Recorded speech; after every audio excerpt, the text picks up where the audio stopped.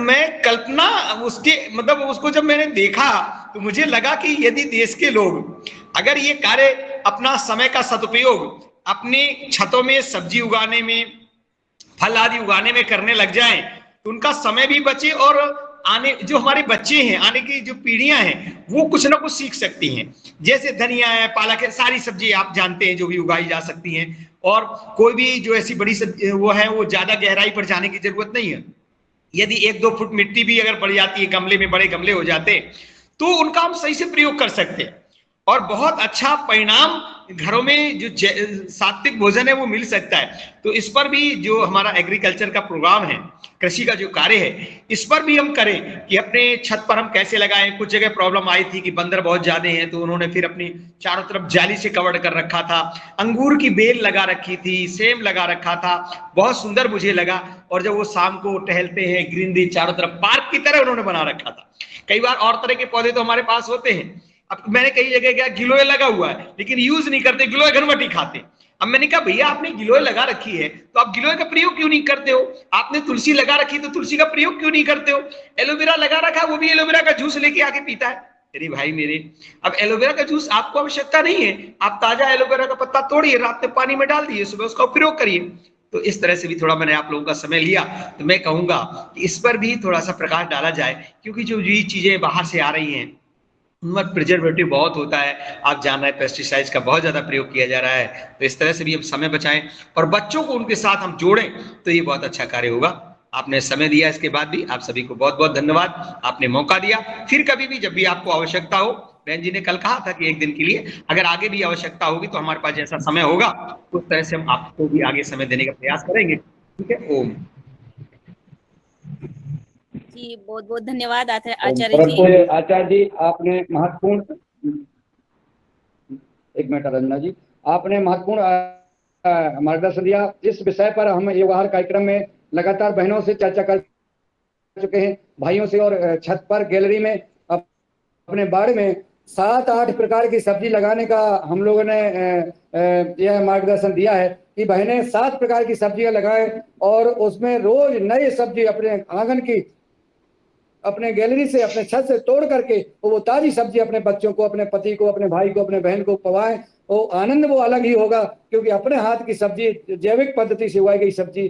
तो कई बहनों ने दिखाया कई बहनों ने शुरू भी कर दिया है कई बहनें लगा भी नहीं है और उनके वीडियो और फोटोग्राफ भी भेजे गए हैं त्योहार कार्यक्रम में और लगातार इस पर ध्यान दिया जाता है। छत पर कई दिखाए भी जी तो ये चल रहा है। आप सबका आशीर्वाद इस पर बना रहे और आप भी एक दिन इसके बारे में जो देखा है आपने जो किया है इसको भी आप एक बार चीफ गेस्ट के रूप में आमंत्रित हैं। आप आएंगे और बताएंगे और मैं रंजना जी आज के चीफ गेस्ट महोदय को आमंत्रित करने का कष्ट करें।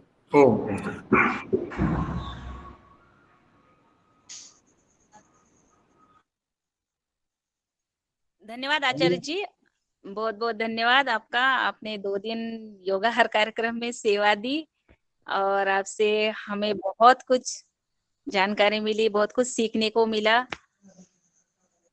बहुत बहुत धन्यवाद। भाई साहब मैं हमारे योग चीफ गेस्ट जुड़े नहीं है एक बार मैं उनसे संपर्क कर लेती हूँ। जी हाँ जुड़ गए हैं। जुड़े हैं जी जुड़ गए हैं। ठीक ठीक सुन लीजिए आचार्य जी को जुड़े हैं और आचार्य जी से जी जी हमारे चीफ गेस्ट जो है उनका एक सवाल है आचार्य जी से पूछ सकते हैं वो आदरणीय गणेश सावरकर जी। जी आप जुड़े हैं।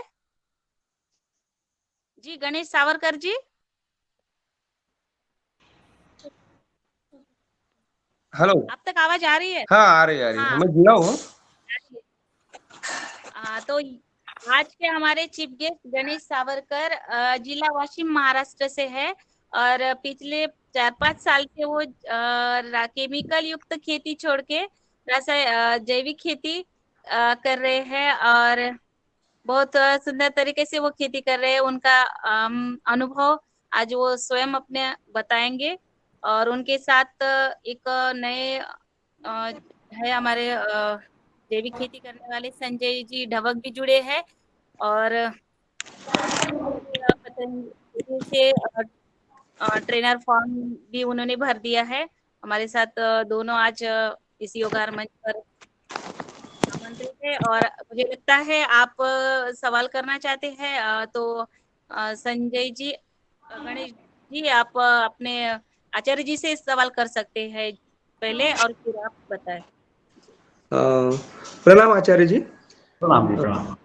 मेरा एक मित्र है, उसको किडनी सिस्ट जो है, वो उसके बढ़ गए हैं किडनी सिस्ट, और हमें काफी एलोपैथी में बताया, और उसकी भी दवाई चलो है, और अपना पतंजलि का एक सिस्टोग्रिड करके आता, वो अपन अभी चालू है फिलहाल, मगर कुछ ऐसा सुधार नहीं है उसमें, जैसा है वैसा है। और उसके पीठ में बहुत पेन होता है हर रोज। वो प्राध्यापक है, पढ़ाते वगैरह, तो उनके जो पीठ में है पेन होता है हर रोज, बहुत पेन होता है। तो उनका ऐसा कहना था कि हरिद्वार में कुछ तो भी है, ऐसी क्या इस बीमारी के बारे में कुछ निदान वगैरह है, और वो जी, क्या हो सकता आपने है? बताया किडनी की प्रॉब्लम में और स्टोन हो रहे हैं। उसका मेन कारण जो है, एक पानी कम पीना, और दूसरा कारण है पुरुष जो बैठ करके बाथरूम नहीं जाते हैं, हाँ हाँ की पैंट आदि पहनते हैं, जिसके हाँ कारण बैठ करके बाथरूम नहीं जाते हैं, जिससे यूरिन पूरा प्रेशर नहीं किडनी पर पड़ता है, तो यूरिन पूरा पास नहीं होती है। हाँ जैसे हाँ, आप जानते हैं कि कपड़े से कोई चीज छान रहे होते हैं, तो छन्ना ही होता है हमारा यूरिनरी ब्लैडर, हाँ उससे हाँ, यूरिन को बाहर निकाला जाता है। तो हम क्या करते हैं, कपड़े को निचोड़ते हैं, उसको ट्रेश करते हैं, दबाव डालते हैं, तो पूरा जूस हाँ, निकाल देते हैं, जैसे कपड़े से कोई चीज छानी जाए। ऐसे हाँ, ही किडनी हमारी छानने का काम करती है, वो दबाव चाहिए। जब हम बैठ करके यूरिन करते हैं तो पूरा प्रेशर हमारे किडनी पर पड़ता है, जिससे यूरिन अच्छे से वो टॉक्सिन्स निकल जाते हैं। लेकिन जब हम बैठ करके बाथरूम नहीं जाते हैं, तो यूरिन के माध्यम से जो टॉक्सिन्स निकलने चाहिए वो नहीं निकलते, धीरे धीरे कलेक्ट होते रहते हैं और वो हाँ, स्टोन का रूप धारण कर लेते हैं। तो बहुत आवश्यक है कि आज के समाज में जो मुझे भी सुन रहे हैं, और उनको अपने घरों में, परिवारों में, और जो लोग भी जुड़े हुए हैं, उन्हें बैठ करके बाथरूम जाना चाहिए। अच्छा, खड़े होकर बाथरूम जाना एक तो भारतीय संस्कृति भी नहीं है, और संस्कृति संस्कार नहीं है, और उसके पीछे का जो विज्ञान है वो ये है कि हमेशा सदैव बैठ करके ही बाथरूम जाना चाहिए। और जो पुरुष में आज जो पैंट पहनने की पद्धति है, भारतीय संस्कृति नहीं है। इसमें हमारे यहाँ मैंने पहले भी चर्चा की थी कि हमें पैजामा भी भारतीय संस्कृति नहीं है, धोती ही पहननी चाहिए, ताकि आप बैठ करके बाथरूम इत्मीनान के साथ जा सकें। तो एक तो बैठ करके बाथरूम जाएं, उनके बताइए, और दूसरा पानी की मात्रा बढ़ाएं। एसी का प्रयोग ना करें। जब आप एसी में, कूलर में, पंखे में अदक रहते हैं, तो पानी की डिमांड बॉडी में कम हो जाती है, और जब पानी कम पीते हैं तो यूरिन कम होती है। यूरिन कम होती है तो किडनी को बहुत ज्यादा टॉक्सिन्स जमा हो जाते हैं। तो पानी अधिक पिए, बैठ के बाथरूम जाएं, और कई बार कैल्शियम एब्जॉर्ब नहीं हो पाता ठीक से, तो वो भी एक बहुत बड़ा कारण होता है। तो हमारे लिए उसमें, जैसे आपने बताया कि सिस्टोग्रिड टेबलेट आती है, वृद्धि वाटिका बटी आती है, चंद्रवटी आती है, और हमारा कचनार गुगुल आती है, उसको आप ले सकते हैं। उसके साथ साथ पत्थर चटा के 3-5 पत्ते दिन में 3 बार दीजिए। और अच्छा है यदि वो मल्टीपल हैं, तो वो पतंजलि पीठ हरिद्वार आ जाएं, और यहाँ पर उसकी ट्रीटमेंट की व्यवस्था है। और मंडूकासन का अभ्यास ज्यादा करें, कपालभाति करें, मंडूकासन में कपालभाति का अभ्यास ज्यादा करें, और हो सके तो यहाँ आ जाएं, बहुत अच्छा रहेगा जी। ठीक है, ओम जी, जी रामादास धन्यवाद। जी धन्यवाद आचार्य जी। जी, ओम। जी ओम।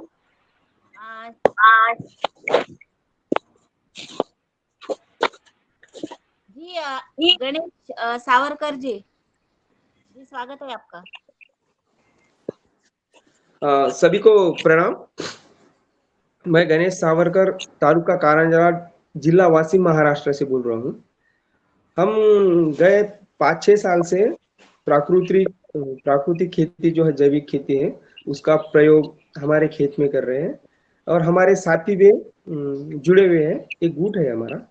और अभी तक तो हम हमारे घर के वास्ते, समझो हमारे सहकारी के वास्ते, हमारे मित्रों के वास्ते, हम उसमें गेहूं, चना, प्याज, और तुअर दाल, ऐसे जो खेती में खेती से निकलते हैं, ऐसी अपने जीवन में अपने शरीर को जो जो वस्तु लगते हैं वो उगाने का प्रयत्न कर रहे हैं।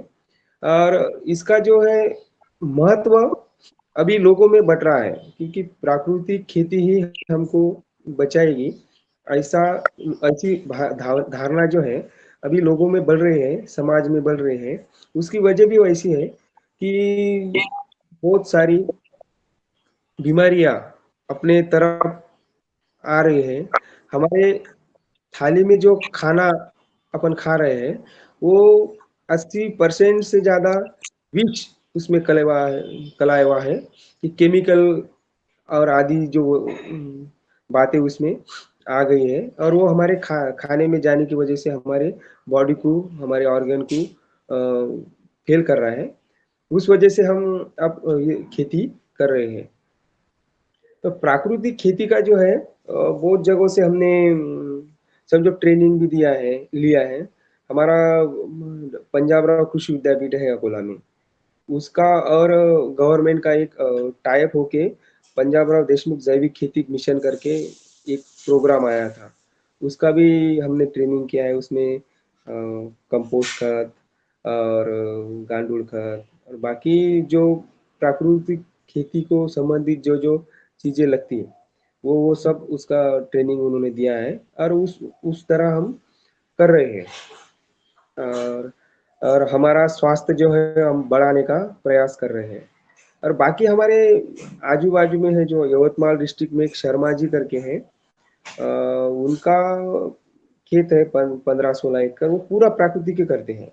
और उन्होंने ऐसा मार्केट डेवलप किया है कि शर्मा जी का माल मार्केट में गया कि वो ऐसा सेल हो जाता है, और अपना जो रेगुलर भाव है उससे ज्यादा भाव से वो चले जाता है, क्योंकि कस्टमर उनके लगे हुए हैं। वैसा ही प्रयास हमारे कारंजा में हमारा चल रहा है अभी। हम ही इतने पैमाने पर नहीं कर रहे हैं, पर शर्मा जी करके है वो अच्छा सा कर रहे हैं। बाकी सारी चीजें भाजी-पाला से लेकर धान्य, चावल, गेहूँ, वो सभी चीजें वैसा करें। उनका भी हम देख के अभी उस पैमाने पर आ गए हैं कि हम भी ऐसा कुछ अपना इंस्टॉल करें और लोगों को अच्छे से अच्छा खाना दे पाए और हम भी खाएं। ऐसा हमारा अभी प्रयास चल रहा है। बहुत सी बातें हैं कि हमारे अपना शरीर में पानी और खाना ही हमारा जो मुख्य स्रोत है।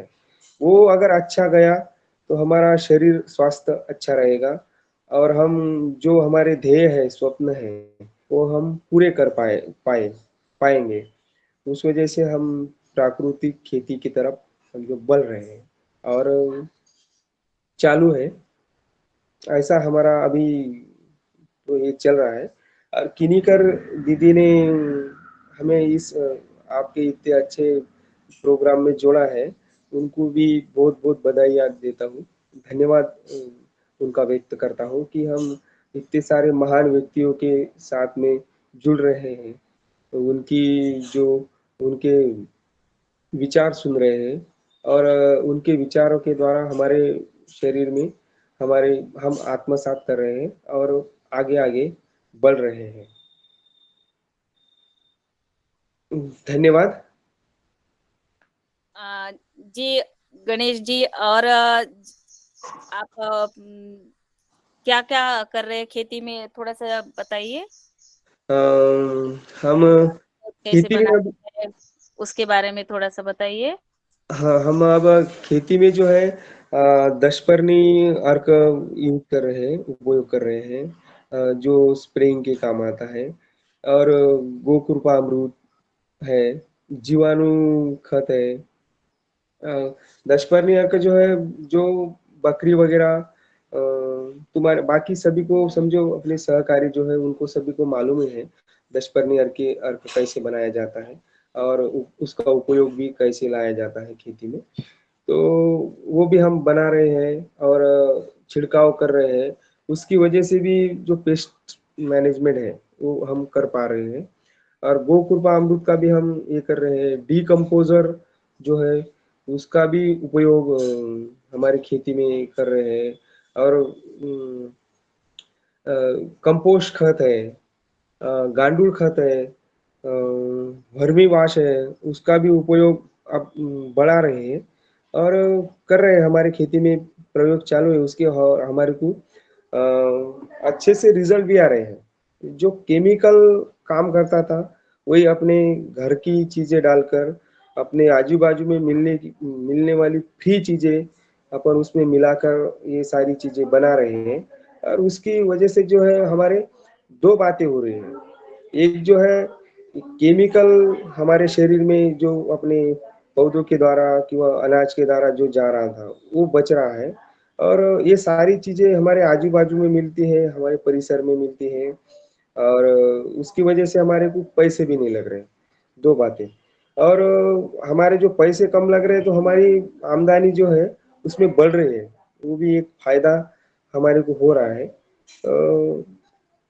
उसकी वजह से हम इन सारी चीजों को अब ज्यादा से ज्यादा लोग उपयोग में लाए, उस वजह से भी हमारे प्रयास जारी है। और लोग भी हमारी ये बातें सब देख के अनुभव से अब जुड़ते जा रहे हैं। मगर अभी दौर जो है जो पूरा केमिकल का दौर है, और ये जो सारी चीजें हैं लोगों को ऐसे पैसे लगे तो चलते हैं, मगर कुछ अपन प्रयास करके कुछ अपने आजू बाजू की चीजें फ्री में लेके भी लोग अभी तक नहीं उतर पा रहे हैं। इन सारी ये दशपर्णी वगैरह इसमें लोगों को डायरेक्ट होना, खेत दुकान में गए, लाए और स्प्रे कर दिए। इन सारी चीजों को थोड़ा टाइम लगता है, अपने को टाइम देना पड़ता है। उस वजह से हमारा अभी प्रयास जारी है कि ज्यादा से ज्यादा लोग जुड़े, ऐसा है। जी हाँ गणेश जी, और भी आप जैविक खेती कर रहे हैं, मगर आपसे कोई और प्रेरित हो रहे हैं आपके आजू बाजू के किसान आपसे हाँ देखकर? हाँ हाँ, अभी जो है लोग जुड़ रहे हैं। लोगों को अभी कैसा ये मालूम हो रहा है धीरे धीरे कि ये जो है ये सब अपने को घाते की है। हमारी जो थाली है वो अपन खुद ही अपने इस पर ऐसे संकट ला रहे करके ऐसे लोगों को मालूम ही हो रहा है। अभी जुड़ रहे हैं। अभी कुछ कुछ ये साल में 2 लोग और जुड़े हमारे साथ में। उन्होंने वर्मी वाश, कंपोस्ट, गांडूल यूनिट, ऐसी जो चीजें हैं जो अपनी खेती को आवश्यक है, प्राकृतिक खेती को, वो उन्होंने यूनिट लगा के वो जारी कर रहे हैं। और कैसा होता है थोड़ा थोड़ा करके अपन ज्यादा पैमाने पर लाएंगे और लोगों को विचार जो है, विचारधारा जो है अपने बाबा जी के माध्यम से और ये सारी अपने ऋषि मुनियों ने जो अपने को दिया है पुरातन से, वो अब सब भूल के अपन दूसरे ही केमिकल खेती की तरफ लग गए।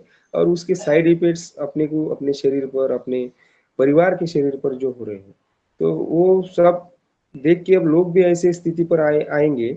एक दिन ऐसा जरूर आएगा कि सब प्राकृतिक खेती ही करने लगेंगे, और प्राकृतिक खाना खा के जो अपनी एक्स्ट्रा जो पैसा है अपना, जो बचत है अपनी, जो बचती है, वो जो अपन एलोपैथी वगैरह डॉक्टर को जो देते हैं, वो सब कुछ ना कुछ बच पाएगा। और अपना स्वास्थ्य जो है वो ठीक रखने को मदद हो जाएंगे। जी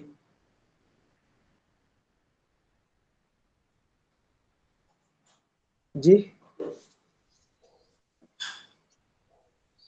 हाँ गणेश जी, हाँ बोलिए। मेरा प्रश्न है, हाँ हाँ आप कीड़ी के वास्ते दशपर्णी आर्क स्प्रेइंग करते हैं हाँ। और रोग के वास्ते जब बुरशीनाशक क्या क्या इस्तेमाल करते हो? बुरशी नाशक और हम ये दशपर्णी ही अभी यूज कर रहे हैं, दोनों भी। दो बुरशी नाशक के वास्ते और कीड़ी के वास्ते भी हम दशपर्णी ही यूज कर रहे हैं अभी। और काफी सारा हमारे को फायदा हुआ है। हम 2 3 4 साल से कर रहे हैं। कुछ ऐसा एक 10 आपने मार दिया, स्प्रे कर दिया, तो हाँ बुरशी वगैरह सब एक ही इसमें ये हो जाता है। ठीक।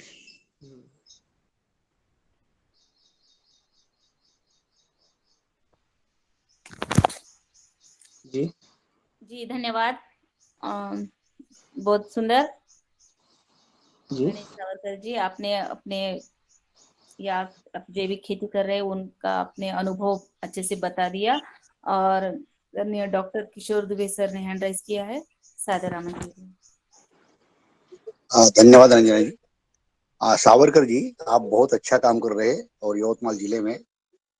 आप थोड़ा सा ब्यौरा बताइए कि जो भी आपने क्रॉप्स लिए होंगे अभी तक, जो भी हाँ फसलें ली होंगी, हाँ तो उनमें एवरेज पर एकड़ कितना आपको उत्पाद आता है, और वही आपके अगल बगल में जो रासायनिक खेती करते हैं उनको उत्पाद कितना आता है, और आपके पास कितना बचता है और उनके पास कितना बचता है। तो 2-4 साल में जो भी आपने देखा होगा तो उनके कुछ फसलों के बारे में बताइए। धन्यवाद। सर, ये जो है पहले जो हम रासायनिक खेती करते थे, और जब आ गए समझो पहली दूसरी साल में, तो उत्पाद में इतना कुछ बढ़ाव नहीं आया 2 साल में। मगर अभी 2 साल से 6 साल हो गए हमारे को। अब 2 साल से जो केमिकल खेती कर रहे हैं और हम जो कर रहे हैं प्राकृतिक खेती, वो दोनों का भी हमारा समझो सराय का है। जिसको हमारे बाजू वाले को अगर 10 क्विंटल गेहूं होता है, तो हमारे को भी उतना ही कम ज्यादा 9-10 के क्विंटल तक हो ही जाता है। कुछ ऐसा नहीं रहा आपकी केमिकल से ज्यादा होता है और इसे प्राकृतिक से कम होता है। क्योंकि हमने उसमें बहुत सारी चीजें जो है वो ऐड की है कि सॉइल टेस्टिंग करके जो जो कमी थी वो हमने पूरी की है कि प्राकृतिक इससे डाल के हमारा जो ओसी है, ऑर्गेनिक कार्बन, जो मुख्य स्रोत है अपने इसका जीवाणु खाद समझो, तो उसकी लेवल जो है हमने जब टेस्ट किया, सॉइल टेस्ट किया, तो 0.20 0.15 की तरफ ही था। मगर हमारा अब अगर आए और टेस्ट किया, हमने ये साल में टेस्ट किया, तो मेरा जो ओसी है वो 0.45 तक गया है। यानी कि अब 20% 25% हम 2-4 साल में बढ़ा पाए। और जब तक हम 1% के ऊपर नहीं जाते ओसी, तब तक जो अपनी प्राकृतिक खेती थी पहली, उस लेवल में नहीं आ पाते। क्योंकि ओसी बहुत ही अर्जेंट है, ऑर्गेनिक कार्बन जिसको बोलते हैं, वो बहुत ही अर्जेंट मेन पार्ट है अपनी खेती में का, और वही जीवाणु का खाद होता है। तो वो प्रयास चल रहा है, हम धीरे धीरे बढ़ाते जा रहे हैं कि। और एक बात जो है, लोग जो है जो इसका अपन वेस्ट जो बोलते हैं,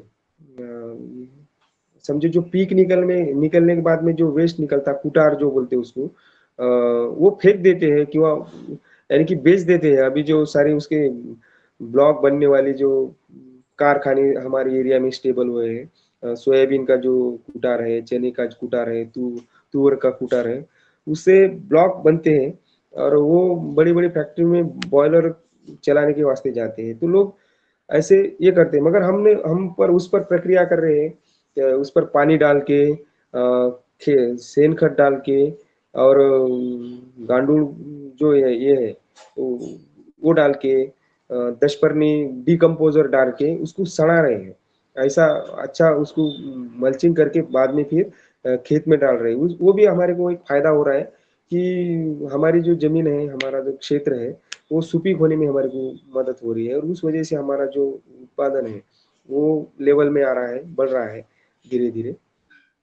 ऐसा हम अभी कर रहे हैं। सावरकर जी, आपने बहुत अच्छा बताया कि दोनों का उत्पाद बराबर आ रहा है। फिर इतना सब होने के बावजूद जिस तरह से ऑर्गेनिक खेती बढ़नी चाहिए, आपके गांव में बोलो, आजू बाजू में बोलो, दोस्तों में बोलो, वो बढ़ रही, अगर नहीं बढ़ रही तो उसमें क्या तकलीफें है जिसकी वजह से ये नहीं बढ़ रही? सर, एक मेन प्रॉब्लम जो है वो, अब देखो समझो, कोई मार्केट का बहुत बड़ा प्रॉब्लम है कि आप कितने ही इससे बोल रहे, दिल से बोल रहे कि भाई हमारा प्राकृतिक है, ऑर्गेनिक है, और केमिकल फ्री है, रेड्यूसी फ्री है, तो भी लोग जो है लेने को सब 2 पैसे किसको भी जो उसमें लागत जो है समझो उसको मिल रही, 2 पैसे किसको भी, किसी की किसान को अगर मिले तो वो बेच पाएगा, क्योंकि उसको सीधा ही ऐसा मार्केट में ही बेचना पड़ रहा है। डायरेक्ट कोई सेलर नहीं है कि मार्केट ऐसा अवेलेबल नहीं हुआ अभी तक। उस वजह से भी लोग नहीं बढ़ रहे हैं, जुड़ रहे हैं समझो ज्यादा, क्योंकि प्रयास जारी है, जुड़ेंगे, चालू है सर प्रयास। हमारा सुझाव है कि आप उसको सर्टिफाइड करो, प्रमाणित करो। हाँ हाँ यानी जो भी प्रोडक्ट्स है उसको अगर प्रमाणित करते हो तो पीजीएस प्रमाणित, यानी उसके बारे में जो भी है जानकारी आप ले सकते हैं, रंजना जी से ले सकते हैं, हमसे ले सकते हैं, कभी भी ले हाँ, सकते हैं, क्योंकि मैं बाजू में वर्धा में ही रहता हूँ और अच्छा पूरे राज्य में हम प्रमाणित करते हैं। इन हाँ उत्पादों को यदि प्रमाणित करते हो और आपके पास में सर्टिफिकेट है तो निश्चित हम्म रूप से मार्केट में रेट्स अच्छे मिलने में सुविधा हो जाएंगी। उस बारे में आप मुझसे अलग से भी संपर्क कर सकते हो। बिल्कुल धन्यवाद। सर, बिल्कुल सर, बिल्कुल, धन्यवाद। धन्यवाद। आदरणीय भगवान दास कुशवाहा जी ने हैंड राइज किया है। जी स्वागत है। आज के हमारे योगाचार्य जी को, आचार्य जी को बहुत बहुत नमन। बहुत अच्छे आसन नियुक्त करवाए और बताया। और हमारे आज जो चीफ गेस्ट महोदय हैं उनका सवाल था किडनी में स्टोन, तो वो गलत दवा ले रहे सिस्टोग्रेड, तो चाहे तो नोट कर ले दवा। इसके लिए हमको अश्मरी हर क्वाथ या ब्रक्तदोषर क्वाथ उबाल के पीना है और अश्मरी हर रस में 1 पर पट्टी मिला के 10 ग्राम उसको सुबह शाम शहद या पानी के साथ लेना है। और ब्रक्तदोषर बटी, और एक अभी स्वामी जी ने नई टैबलेट बना दी लीथोम, तो उसकी 2-2 गोली सुबह शाम लेते हैं भोजन के बाद, तो किडनी स्टोन या कोई भी स्टोन हो बहुत जल्दी निकल जाती है। तो ये दवा लें। सिस्टोग्रेट है जो, वो कहीं शरीर में गांठ हो जाए उसके लिए है। तो कुलथ की दाल और कुलथ की दाल लें तो उससे जल्दी आपकी स्टोन ठीक हो जाएगी। और सही दवा लें तो इससे आपको फायदा होगा। बस इसी के लिए मैंने उसी समय हैंड रेज किया था। धन्यवाद। आप बहुत अच्छी जानकारी दे रहे और ऑर्गेनिक खेती कर रहे। मैं भी 2009 से ज़्यादा तो नहीं, 2.5 एकड़ में पूर्ण रूप से और 18-20 एकड़ में आधी आधी करता हूँ। आधा जैविक डालता हूँ, आधा केमिकल। बस यही आपको बताने के लिए एनरिच किया था। जी ओम सभी को।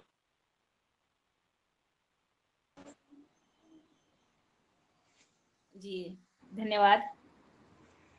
ओम।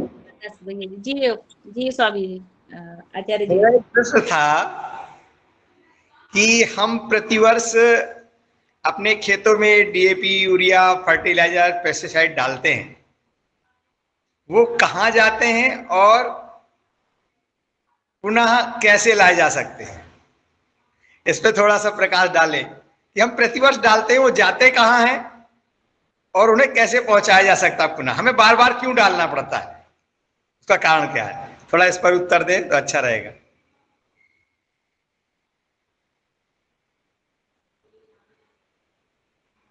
ओम, क्या सत्र पूरा हो गया क्या? नहीं नहीं नहीं नहीं आचार्य जी, नहीं, सत्र नहीं पूरा हुआ। जी डॉक्टर दुबे सर।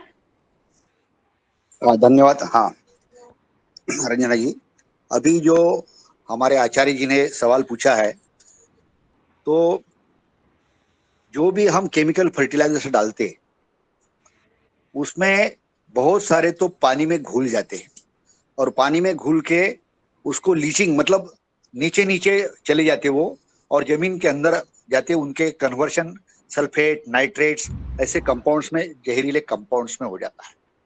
कुछ ऐसे रहते हैं जैसा कि यूरिया का सबको पता है, यूरिया अगर खुले में डाला तो वो हवा में उड़ जाता है। तो ये कुछ हवा में चले जाते, कुछ जमीन के अंदर में चले जाते और कुछ जो है उसका परिवर्तन होके उसके ऐसे केमिकल्स बन जाते कि जो सॉइल में भी घुल नहीं सकते और पौधा ले भी नहीं सकता। अब पौधा वही चीज ले सकता जिसको हम वैज्ञानिक भाषा में बोलते कि जिसके आयन्स बनते हैं, बहुत अति सूक्ष्म कण, अति सूक्ष्म कण में जो चीज बनती है वही चीज ले सकती। अब ये जो केमिकल से अगर पानी के नीचे चले गए और वो उसमें आयंस बनाने की क्षमता नहीं रही या हवा में उड़ गए तो वो किसी काम के नहीं रहेंगे। और हमको हमेशा, जैसा कि अपन आदमी का भी भोजन लेवे तो आदमी के भोजन में छोटे बच्चों को जो वो एसिमिलेट कर सकता है, डाइजेस्ट कर सकता है, उसी तरह का खाना छोटे बेबी को देना पड़ता है। उसको अगर बड़ी बड़ी रोटी के कोर हम दे देंगे, छोटा बच्चा नहीं खा सकेगा। वही स्थिति पौधे की होती है। पौधे में जो सफेद बाल होते हैं, पौधे का आप यदि उखाड़े जड़ तो जड़ में जो छोटे छोटे बाल रहते हैं, बड़ी बड़ी जड़ें कोई काम की नहीं। बड़ी जड़ों में से न पानी आता है, न वो पानी लेती है, न वो खाद्यान्न लेती है। कोई भी पौधा उखाड़ने के बाद में उसमें जितने बारीक बाल होते हैं और उसमें भी सफेद होते हैं, वही सही पैमाने में जल को और खाद्यान्न को शोषण करते हैं। और ये बाल सिर्फ जो एनियंस, कैटियंस, जिसको हम आयंस बोलते हैं, ऐसे आयंस जिसके बनेंगे उसी को वो एब्सॉर्ब कर सकता है, बाकी नहीं कर सकता है। इसीलिए जो केमिकल्स हम आप आचार्य जी जो बोल रहे थे, वो 3 तरह से उड़ जाएंगे और पौधा लेने की क्षमता नहीं करेगा। इसीलिए हमको बार बार डालने पड़ेंगे। धन्यवाद। अच्छा, दूसरा इसमें एक प्रश्न था आचार्य मेरा कि पूर्व काल में यानी हमारे ऋषि मुनि ना तो कोई डीपी यूरिया डालते थे, ना कोई फर्टिलाइजर्स के रूप में कुछ सामान्य करते थे यूज, वो भी सामान्य था। उस समय आवश्यकता क्यों नहीं थी, आज की आवश्यकता पड़ रही है, ऐसा क्या कारण है? जी, उस जमाने में और पहले भी, हमने 60 के पहले का भी दशक देखा है कि उस समय भी खेती कैसे बनती थी, क्योंकि ये तो 70 के बाद में आए हैं सब यूरिया डीएपी वगैरह सब, तो उसके पहले की भी खेती हमने देखी है। उस समय जो खाद डाले जाते थे और कचरा जलाया जाता था और जो अपने चूल्हे की रक्षा जिसको बोलेंगे, राखड़, वो भी डाली जाती थी। तो राखड़ में गोबर के जलाने में अति सूक्ष्म कण बन जाते हैं। मैं विज्ञान का छात्र हूँ और वनस्पति विज्ञान का हूँ, इसलिए मैं बोलता हूँ कि उसमें ऑटोमेटिकली उसमें कण बन जाते हैं और वो कणों को क्षमता करने की जो परिपाटी थी, वो परिपाटी अपने पौधों में थी। क्योंकि देसी वैरायटी जो है, वो देसी वैरायटी बहुत स्टर्डी होती है, बहुत स्टर्डी होती है। जैसा अपन गैया में देखते हैं कि देसी गैया कहीं भी धूप में भी उसको भेजो तो वो रह जाएंगी, लेकिन जो हाइब्रिड या जर्सी और बाकी जो किस्में आई है वो उसमें नहीं रह सकती, ज्यादा धूप में नहीं रह सकती, ज्यादा ठंड में नहीं रह सकती। तो ये जो वैरायटी की स्टर्डीनेस है तो अपने सभी देसी वाणों में थी। अभी हाइब्रिड का जमाना आया और छोटे छोटे नए नए मॉडिफिकेशंस का जमाना आया, तो ये उतनी स्टर्डी नहीं है। तो इसलिए अपने देसी जो वाण थे उनको जो अपने ये थी रक्षा थी, कचरा जलाया जाता था।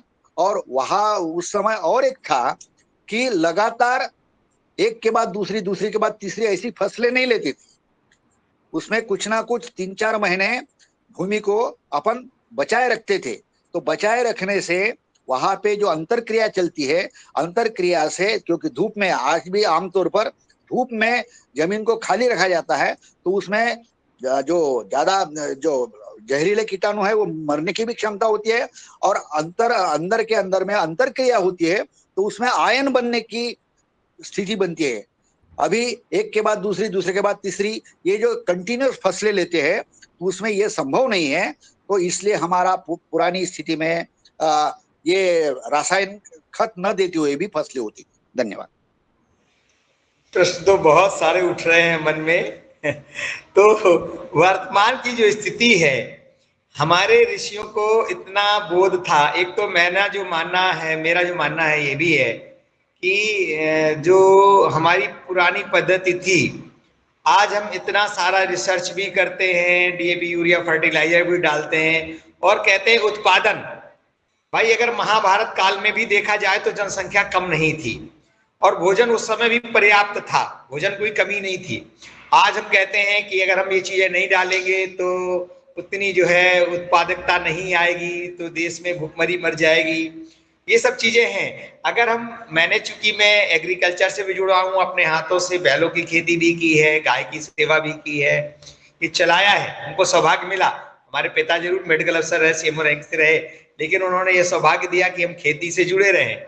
तो जो मेरा मानना है कि जो हमारा मनुष्य का स्क्यूट्रा है, मनुष्य का मल है, वो भी बहुत बड़ा, क्योंकि मनुष्य सारे खाद्य पदार्थों को खाता है। यानी अगर साल भर में मनुष्य के मल और यूरिन और बात स्टूल दोनों को देखा जाए तो जितना भी उसको आवश्यकता साल भर में होती है, शायद उससे कम वो इनटेक नहीं करता। वो यूरिया के रूप में, फास्फेट के रूप में, पेस्टिसाइड के रूप में वो सब कुछ लेता है। तो ये भी मुझे लगता है एक बहुत बड़ा कारण था, जैसा अभी चर्चा हो रही थी। तो ये हम बार बार साइकिलिंग, और जहां तक नीचे जाने वाली और भूलने वाली बात है, वो तो पहले भी होता था भाई, नीचे अगर जाएगा तो भी जड़ें उसको खींच करके ऊपर लाएंगी, है ना। बारिश के पानी के माध्यम से, कुएं के पानी के माध्यम से पुनः हमको प्राप्त हो जाती थी जो तत्व नीचे। और वायुमंडल में जो आपने बताया कि जलाने से वायुमंडल में चले जाते, वो भी बारिश के माध्यम से और ओस के माध्यम से हमारे जमीन की सतह में पुनः वापस आ जाते हैं। जैसा भी ओस पड़ने लगी, कुछ दिनों बाद फसल आ जाएगी, नई फसल में फिर ओस पड़ेगी, तो दिन भर का जो चीज है वो वापस हमारी जमीन पर आ जाती है। न तो वायुमंडल में तो रहने का खैर ऐसा मुझे नहीं लगता है, वो आयंस के रूप में बदलता हुआ अलग विषय है। जैसे नाइट्रोजन की मात्रा पर्याप्त हमारी वायुमंडल में है, वो हमें कहीं ना कहीं इसके रूप में प्राप्त होती रहती है। ये बात सत्य है कि पहले जो खेती थी होती थी वो एक साथ मिला जुला करके बनाते थे, पैदा करते थे। जैसे चना के साथ गेहूं भी पैदा करते थे, सरसों भी पैदा करते थे, कुछ जगह अलग अलग फसल चक्र बनाया हुआ था कि अगर एक फसल को नुकसान होता था तो दूसरा उसका फायदा ले लेता था। तो इस तरह का भी होता था। लेकिन मुझे जो लगता है कि इसमें भी बहुत बड़ा रोल हमारी एग्रीकल्चर के लिए होता था, कि जिसमें भी जो है ये भी बहुत उपयोगी है, जबकि आज इसको किसान नहीं पहुंचा पा रहा है। यदि मेरा मानना है कि 6 महीने में जो, हालांकि मोदी सरकार ने ये किया हुआ है कि जो शौचालय बनाए हुए हैं उनमें 2 गड्ढे बने हुए कि 6 महीने तक एक खुला रखिए, 6 महीने तक एक खुला रखिए, ताकि उस 6 महीने के बाद उसे बंद किया जा सके और वो चूना आदि डाल करके ताकि उसे खेत में पहुंचाया जा सके। कैल्शियम चूना आदि डालते हैं तो उससे उसकी स्मेल भी खत्म हो जाती है और वह एक खाद के रूप में कन्वर्ट हो जाता है और उसे खेत में सीधे पहुंचा करके फसलों को भी बहुत अधिक लाभ पहुंचाया जा सकता है, क्योंकि पोषक तत्व पूरे बने रह सकते हैं। तो एक तो ये भी बहुत बड़ा जो चला हुआ है उपयोग है मल का और यूरिन का, वो उपयोग ठीक से किया जाए, क्योंकि सारे यूरिया बहुत अधिक मात्रा में होती है और सारे वो पदार्थ, वेस्ट पदार्थ जो यूरिन के माध्यम से हमारे शरीर से निकलते हैं, वो कहीं ना कहीं जो उसके लिए खेती के लिए बहुत उपयोगी खाद का उपयोग के रूप में काम करते हैं। और इसके साथ साथ जैसे हमारा बैल था, बैल की जो खेती थी और बैल का सारा मूत्र खेत में ही जाता था, सारा दिन खेत में ही काम करता था बैल हमारा, चाहे वो जुताई के रूप में हो, बखराई के रूप में हो, मड़ाई के रूप में हो, जो भी कार्य करते थे वो एग्रीकल्चर के रूप सब बैल के। आज वो भी कहीं ना कहीं अगर जो नंदी, हमारी जो नंदी की पूजा है, वो जहां गौ माता हमें एक अच्छा पोषक तत्व उसमें देती है, वहीं नंदी हमारा मुझे लगता है पेस्टिसाइड के रूप में उसका यूरिन बहुत अच्छा काम करता है। तो दोनों का प्रयोग उस रूप में होता था। मुझे जो ऐसा मैंने जो महसूस किया, अब वो कितना सही है कितना गलत है वो तो आप लोग डिसाइड करेंगे। तो मैंने अपनी बात रखी कि यदि मनुष्य का स्केटा यूरिन और वो, क्योंकि सभी लोग पहले फ्रेश होने खेत में ही जाते थे और हमारा ये मानना है, और हम लोग गांव में भी रहे तो ये देखा कि जिस खेत में लोग फ्रेश होने जाते थे उसमें खेत में सबसे ज्यादा उपज होती थी। यदि हमारे सारे किसान अपने खेतों में अगर 6 महीने में, साल भर में एक बार पूरा मल खेतों में पहुंचा देते हैं, तो मुझे नहीं लगता कि शायद और कुछ दूसरे की जरूरत पड़ेगी, क्योंकि घर के सारे सदस्य वो भोजन ले रहे हैं। उसमें पेस्टिसाइड भी है, यूरिया भी है, पेस्टिसाइड भी है, सारी मिनरल्स है, विटामिन है, जो भी कहना चाहते हैं, जो बॉडी में एक्स्ट्रा है, चाहे वो ग्लूकोज के रूप में हो, चाहे पेस्टिसाइड के रूप में हो, वो यदि 6 महीने में, साल भर में एक बार खेत में पहुंचा दे तो मुझे नहीं लगता किसी दूसरे चीज की आवश्यकता है। क्योंकि हमारी परंपरा यही थी कि हम कोई अलग से नहीं डालते थे, केवल गाय का गोबर। और जैसा आपने राख बताया, अगर किसानों से राख खरीदना शुरू कर दिया जाए, उसकी पैकेजिंग करवा दी जाए, तो गाय भी खेत में बच जाएगी। मैं तो घंटों इसके बारे में बोलता हूं। अगर किसानों से सरकार भी गौ की गोबर की खाद इस रूप में लेना शुरू कर दे, और दूसरा केवल जला हुआ जो भाग है, यानी जो पोटेशियम, मैग्नीशियम, कैल्शियम आदि बहुत अच्छा होता है राख में, गाय के गोबर में, बैल के गोबर में, वही खरीदना शुरू कर दे और उसको मार्केट में उपलब्धता हो जाए, तो किसान उसको डालने लग जाए, तो फिर पेस्टिसाइड डालने की जरूरत नहीं पड़ेगी। क्योंकि मैं भी एक किसान हूं, देखते थे कि कीड़े लग जाते थे तो उसको राख को छिड़क देते थे, तो कीड़े आदि नहीं लगते थे उसमें। तो ये भी एक बहुत, मुझे जो जानकारी है मैं आपको दे रहा हूँ, क्योंकि मुझे ज्यादा कुछ तो नहीं पता, आप लोग तो उसके विद्वान हैं, मैं थोड़ा बहुत जो जानता हूँ, जो मैंने अनुभव लिया, अनुभव पाया, उसके बारे में चर्चा कर रहे हैं। यहाँ तक कि जानवर का जो पसीना है, मनुष्य का पसीना है, वो भी खाद है। यानी खेत का किसान पसीना भी निकालता है, उसमें भी टॉक्सिन्स निकलते हैं और वो खाद के रूप में काम करता है। तो यदि पूरे देश में हमारे किसानों को ये बात समझ में आ जाए कि अपने मल को वहां पहुंचाने लग जाएं, क्योंकि मेरा एक दोस्त है, युवा प्रभारी है, वो कल चर्चा कर रहे थे, बोले लोग किसान इसको लाइक नहीं करते हैं कि वो मल को खेत में डाला जाए। देखिए, खेत में मल तो जाता ही है, चाहे जिस रूप में जाए, चाहे किसी भी रूप में जाए, वो मल जाता है। नालियों के पानी के रूप में जाए, या पानी से नदियों के रूप में जाए, या जैसे भी जाए, वो मल तो अंत में जाता ही है, लेकिन वो उस रूप में नहीं पहुंच पाता जितना पहुंचना चाहिए। आज बैलों की उपयोगिता कम हो रही है, बैलों की उपयोगिता किस तरह से बढ़ाई जाए। हमारे नंदी को जो पूजनीय माना जाता है, भगवान शिव का जो सवारी है, उसका उपयोग बल के रूप में किया जाता था, तो इसको भी कैसे महत्व में लिया जाए, इस पर भी कभी चर्चा करें तो मुझे लगा बहुत अच्छा होगा। क्योंकि धैर्य रखते हुए जब हम खेती को करते हैं, बैल से खेती करते हैं, गाय का संवर्धन होता है, बैल का संवर्धन होता है, और तभी प्रकृति बचती है। आज अभी मैं कुछ समय पहले सुन रहा था कि हम ऐसी गाय पैदा करेंगे, ऐसी गाय लाएंगे जिसमें बछड़े होंगे ही नहीं, बछड़ियां होंगी, तो मुझे बड़ी पीड़ा हुई। और मैंने कहा क्या नंदी को समाप्त करने की बात चल रही है क्या? नहीं, इसमें धैर्य रखने की आवश्यकता है कि अगर हम किसान, हमारे क्योंकि छोटे छोटे किसान अब हो गए हैं, अगर वह खेती बैल से करते हैं तो माना कि आज और अधिक आवश्यकता है, हम थोड़ा सा धैर्य रखें, हम प्रतिदिन 2 घंटे 4 घंटे श्रम करें। देखो, किसान भी मेहनत करता था, और आज भी अगर किसी छोटे से छोटे व्यक्ति को देखा जाए, चाहे वो रिक्शा चलाने वाला हो, या खेत में काम करने वाला हो, या शहरों में जाकर सड़कें बन रही हैं उन पे भी मेहनत करना हो, चाहे बड़े बड़े भवन बन रहे हैं उनमें मेहनत करने वाला हो, चाहे ब्रिज बन रहे हो, पुल बन रहे हो, रोड्स बन रहे हो, उन सब में भी लेबर को काम करना पड़ता है। दोपहर में धूप में मेहनत में काम करते हैं। हम ये सोचते हैं कि किसानों को काम करना पड़ता है दिन, ऐसा नहीं है। तो हम अगर इस बात को समझें कि एग्रीकल्चर को बहुत ज्यादा उपयोगी बनाना है, और तो उसके लिए हमें इसकी भी प्रेरणा देने की आवश्यकता है। तो आप लोग विचार करें कभी, चूंकि मैं तो थोड़ा सा बीच में सत्र में बोल दिया, मेरे मन में आया, मैं आप लोगों को सुन रहा था तो अपनी बात मैंने रखी। तो इससे क्या है कि हमारा स्वास्थ्य भी अच्छा रहेगा। जो आज हमें एक्सरसाइज करनी पड़ रही है, 2 घंटे बैठ करके हम व्यायाम करते हैं, आसन करते हैं, शायद इसकी आवश्यकता नहीं पड़ेगी यदि हम एग्रीकल्चर का कार्य श्रम पूर्वक करना शुरू कर दें। 2 घंटे अगर हम अपने खेत में देने लग जाएं तो मुझे नहीं लगता है बाहर से किसी श्रम की आवश्यकता पड़ेगी, और हमारा जो भोजन होगा वह भोजन भी हमारा शुद्ध हो जाएगा। गाय के पालने की बात हो, चाहे बैल को पालने की बात हो, इस पर भी हम चर्चा करें। धीरे धीरे लोगों में परिवर्तन आएगा कि हम कैसे बैल का उपयोग कर सकते हैं। एक बैल से भी खेती की जा सकती है, एक बैल से भी हल चलाया जा सकता है, लेकिन उसको कैसे, जब वो चलता है, मेहनत करता है, तो उसमें भी पावर आता है। परमात्मा ने उसके खाने की व्यवस्था भी उसके भूसे के रूप में की है, उसके अन्न के रूप में की है। एक जुड़ाव उसके साथ होता है।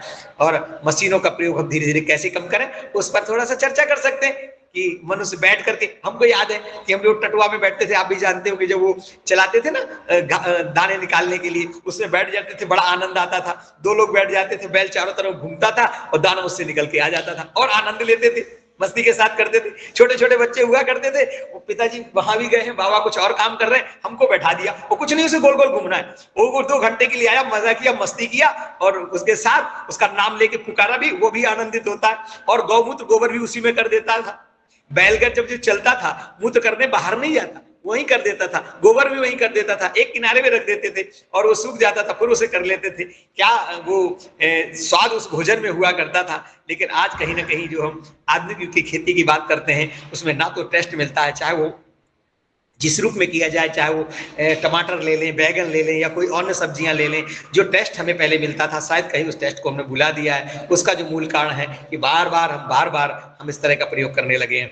मैं तो आगे सरकारों से भी ये चाहता हूं कि सरकारें गौमूत्र को खरीदना प्रारंभ करें, और जो यूरिया बना रही है, कम से कम जैसे नीम डाला है, ऐसी यूरिया बनाने में भी गौमूत्र गोबर का प्रयोग यदि करने लग जाए, बैल का मूत्र खरीद करके उसका प्रयोग करने लग जाए, तो पेस्टिसाइड बनाने की भी अलग से आवश्यकता नहीं पड़ेगी। क्योंकि यूरिया बनाने में भी आप जानते हैं कि पानी का प्रयोग होता है। पानी के स्थान पर यदि काऊ यूरिन और नंदी यूरिन का प्रयोग यदि किया जाए तो बहुत कुछ अच्छा हो सकता है। इसके लिए भी हम सरकारों को प्रेरित करें, और उसमें जब नीम युक्त किया जा सकता है यूरिन युक्त क्यों नहीं किया जा सकता है। तो आप सब भी जानते हैं कि पेस्टिसाइड के रूप में बैल का मूत्र बहुत ही उपयोगी है। तो शायद आपकी क्लास का टाइम पूरा हो गया होगा, मैंने काफी समय ले लिया, उसके लिए मैं क्षमा चाहता हूँ। कोई बात नहीं आचार्य जी, जुड़े रहिए, धन्यवाद। और हमारे दिनेश सर जुड़े हैं, उत्तराखंड से ही है, तो सादर आमंत्रित है। दिनेश सर कुछ कहना चाहते हैं? दिनेश सेमवाल जी। जी आदरणीय मुन्नीलाल भाई साहब, ये मंच आपको सौंप देते हैं जी। बहुत बहुत साधुवाद प्रणाम। परम पूज्य आचार्य जी। आज आपने मेरे मन की बात और मेरे अनुभव की बात आपने अपने श्री मुख से कही है, क्योंकि मैं एक किसान हूँ और किसान का बेटा भी हूँ। मैं स्वयं किसान हूँ और किसान का बेटा हूँ। और मैं अपनी बात रखूंगा। हमारे बीच में पतंजलि पीठ से परम आदरणीय पवन कुमार जी जुड़े हुए हैं। अभी शायद वो कट गए हैं, जब भी वो नेटवर्क में आते हैं तो मैं उनको आमंत्रित करूंगा। हमने जो आपने कहा है ये बहुत महत्वपूर्ण बात है। भारत सरकार और सभी राज्यों की सरकारों को इस पर अमल करना चाहिए। पहले व्यवस्था थी, आपका पहला सवाल था कि पहले हम रासायनिक और केमिकल खाद का प्रयोग नहीं करते थे और हमारी फसल होती थी। उसका कारण क्या है? उसका कारण मैं आदरणीय गुरुजी बता देना चाहता हूं। जो मेरी समझ से पहले एक चक्र चलता है। भोजन हमने खेत से उगाया, प्रकृति से फल लिए और उनको खाया, और खा करके हमने उसका निस्तारण किया और वो निस्तारण उस खेत में गया और फिर वो हमारा अनाज के रूप में हमने लिया और फिर वो आगे चलता गया। हमने ये चक्र चलाया तो हमें बाहर की जरूरत कोई आवश्यकता नहीं थी। ये प्रकृति का नियम और ईश्वर की व्यवस्था थी। पहले कभी कोई लैट्रिन बाथरूम नहीं हुआ करते थे इस प्रकार के कि जिसमें नाली से उसका वो बहाया जाता था या सूख पिट लगवाए। पहले बहुत व्यवस्थाएं थी कि जो हमारे वृद्ध माता पिता थे या कोई बाहर नहीं जाता था, उनके घर में ही उसको सांडास कहते क्या कहते थे उसको, और हमारे जो जिनको हम आज सेवक कहते हैं वो ले जा करके और बाहर डाल देते थे, तो वो खेती में जाता था। मतलब नाली में कोई भी मलमूत्र नहीं बहाया गया, वो एक क्रिया चलती थी।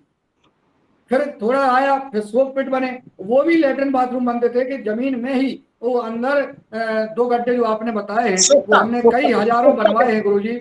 ये हमारा चूंकि एक हाँ वो हमने जो है 1 मीटर का गोल और चौड़ा, और उसमें छेद वाली गुम्मा लगा करके उसका मलमूत्र जमीन में जाता रहे और जमीन सोखती रहे। तो ये भी व्यवस्था जब नहीं थी। अब जो है जो लैट्रिन बाथरूम बने हैं, शहरों का बड़ा बड़ा विकास हुआ है। और जो एक मैंने बिल्डिंग देखी थी, ये घोंसले जैसी बड़ी बड़ी 25-25 मंजिलें इमारतें बन गई हैं, उसमें लोग रह रहे हैं, 100 खंड की बिल्डिंग खाने लगे। आज अब जरूरत है, आज जो जी अब अस्पताल में अब आपका सवाल होगा कि पहले अस्पताल भी नहीं थे, पहले रोग भी नहीं थे, आज अस्पताल भी आ गए, रोग भी हो गए हैं। और ये पूरा मार्केट जो है एलोपैथी का, विदेशी कंपनियों का ये चलने लगा। उन्होंने तो खाद पहुंचाया है, उन्होंने कीटनाशक पहुंचाया कि इससे जो है लोग बीमार होंगे, मरेंगे, हार्ट अटैक होगा, तो अस्पताल आएंगे तो हमारा व्यापार चलेगा। लेकिन हमारे भारतवासी, हमारे किसान भाई, हमारे गांव के गरीब व्यक्ति बिल्कुल भोले वाले थे। उन्होंने देखा कि कोदों की रोटी गरीब खाता है, भला आदमी तो गेहूं की खाता है, चावल खाता है, ये करता है। उनकी नकल करने लगे और सारे व्यक्ति शहर की ओर जाने लगे। शहर में बड़े लोग रहते हैं, हमें भी बड़ा बनना है, बेच बेच के जमीनें अपनी जायदाद और शहर में जाने लगे। अब बर्बाद हो रहे हैं, अब रो रहे हैं। उसका कारण है कि हमारा चाहे गाय भैंस बैल बकरी जो भी हमारे यहाँ धन हुआ करता था उसको हम धन कहते थे, पैसा को हम धन नहीं कहते थे। हमारे नंद बाबा जो है उनका कितनी गौएं थी, वो धन था उनका। भगवान श्री कृष्ण ने गाय चराई है, उन्होंने परब्रह्म परमात्मा गाय चरा रहे हैं, इसका संदेश है उनका, सीधा सीधा संदेश था कि हमारा परम कर्तव्य यही है। आज खेती किसानी करने वाले किसान को नीचा करते हैं, वो अपने आप को नीरस देखता है। अरे हम तो किसान हैं भाई, हम कुछ नहीं, हम किसान हैं। अरे भाई किसान सबसे बड़ा है। वो एक हमारे परम पूज्य स्वर्गीय राजीव दीक्षित जी वो कुछ किसान की वो कहानी सुनाया करते थे, आप हम सब जानते हैं कि नौकरी कौन करता है और अपना व्यापार कौन करता है और खेती किसानी कौन करता है, वो कौन होता है, ये आप लोग सब लोग जानते हैं। तो हम किसान हैं, हम स्वाभिमानी हैं और स्वाभिमान के साथ हम किसानी करें। आए पुनः वापस आए, हम आप समझ गए हैं, जब तक नहीं जाना नहीं माना, जब जागे तभी सवेरा। यह योगाहार कार्यक्रम तभी से चल रहा है और इसीलिए चल रहा है, तो इसीलिए सारे योग क्लासों में एक अलग से अपनी पहचान बनाए हुए है कि हम योग के साथ हम आहार की चर्चा करने लगे हैं। परम पूज्य आचार्य जी, जब हमारे परम सिद्ध आचार्य जी को उस पॉइजन का असर दिखा, जब परम पूज्य हमारे गुरुदेव भगवान स्वामी जी लेके उनको गए, जब देखा कि हमारे सिद्ध आचार्य जी आयुर्वेद शिरोमणि इस युग के धन्वंतरी को भी अपना पॉइजन असर कर सकता है, तो इस देश के हर नागरिक को मानना पड़ेगा अगर ऐसा खाएगा तो, क्योंकि पॉइजन अपना असर कभी नहीं छोड़ता है, वो तो अपना असर दिखाएगा, योग अपना असर दिखाएगा, पॉइजन अपना असर दिखाएगा। तो हमें दोनों में, हमको योग के साथ साथ हमें आहार की शुद्धि अवश्य करना पड़ेगी। तब से संकल्प लिया और आज यह कार्यक्रम लगातार चल रहा है और योग के साथ साथ आहार की शुद्धि अवश्य करना चाहिए, और जो करेगा वो जिएगा, स्वस्थ रहेगा, संपन्न रहेगा, प्रसन्न रहेगा, और जो नहीं मानेगा वो मरेगा, बीमार होगा, अस्पताल जाएगा, उसका पूरा परिवार नष्ट होगा। कोई कितना ही बड़ा धनाढ्य व्यक्ति बना रहे, कितने बड़े पदों पे बना रहे, कई पदों पे हमने देखे हैं, कलेक्टरों को देखा है, आईपीएस और मुख्यमंत्री और राज्यपाल और राष्ट्रपति को देखा है कि अगर वो अपना आहार और व्यवहार ठीक नहीं करते हैं, वाणी अपना विचार ठीक नहीं रखते हैं, तो वो परेशान होंगे, कहीं भी पहुंच जाए। यही आज आपके इस उद्बोधन से और इस योगाहार कार्यक्रम में मुझे अपनी बात रखना थी। आदरणीय रंजना जी ने आमंत्रित किया तो मैंने अपनी बात रखी। इसमें अगर किसी को कोई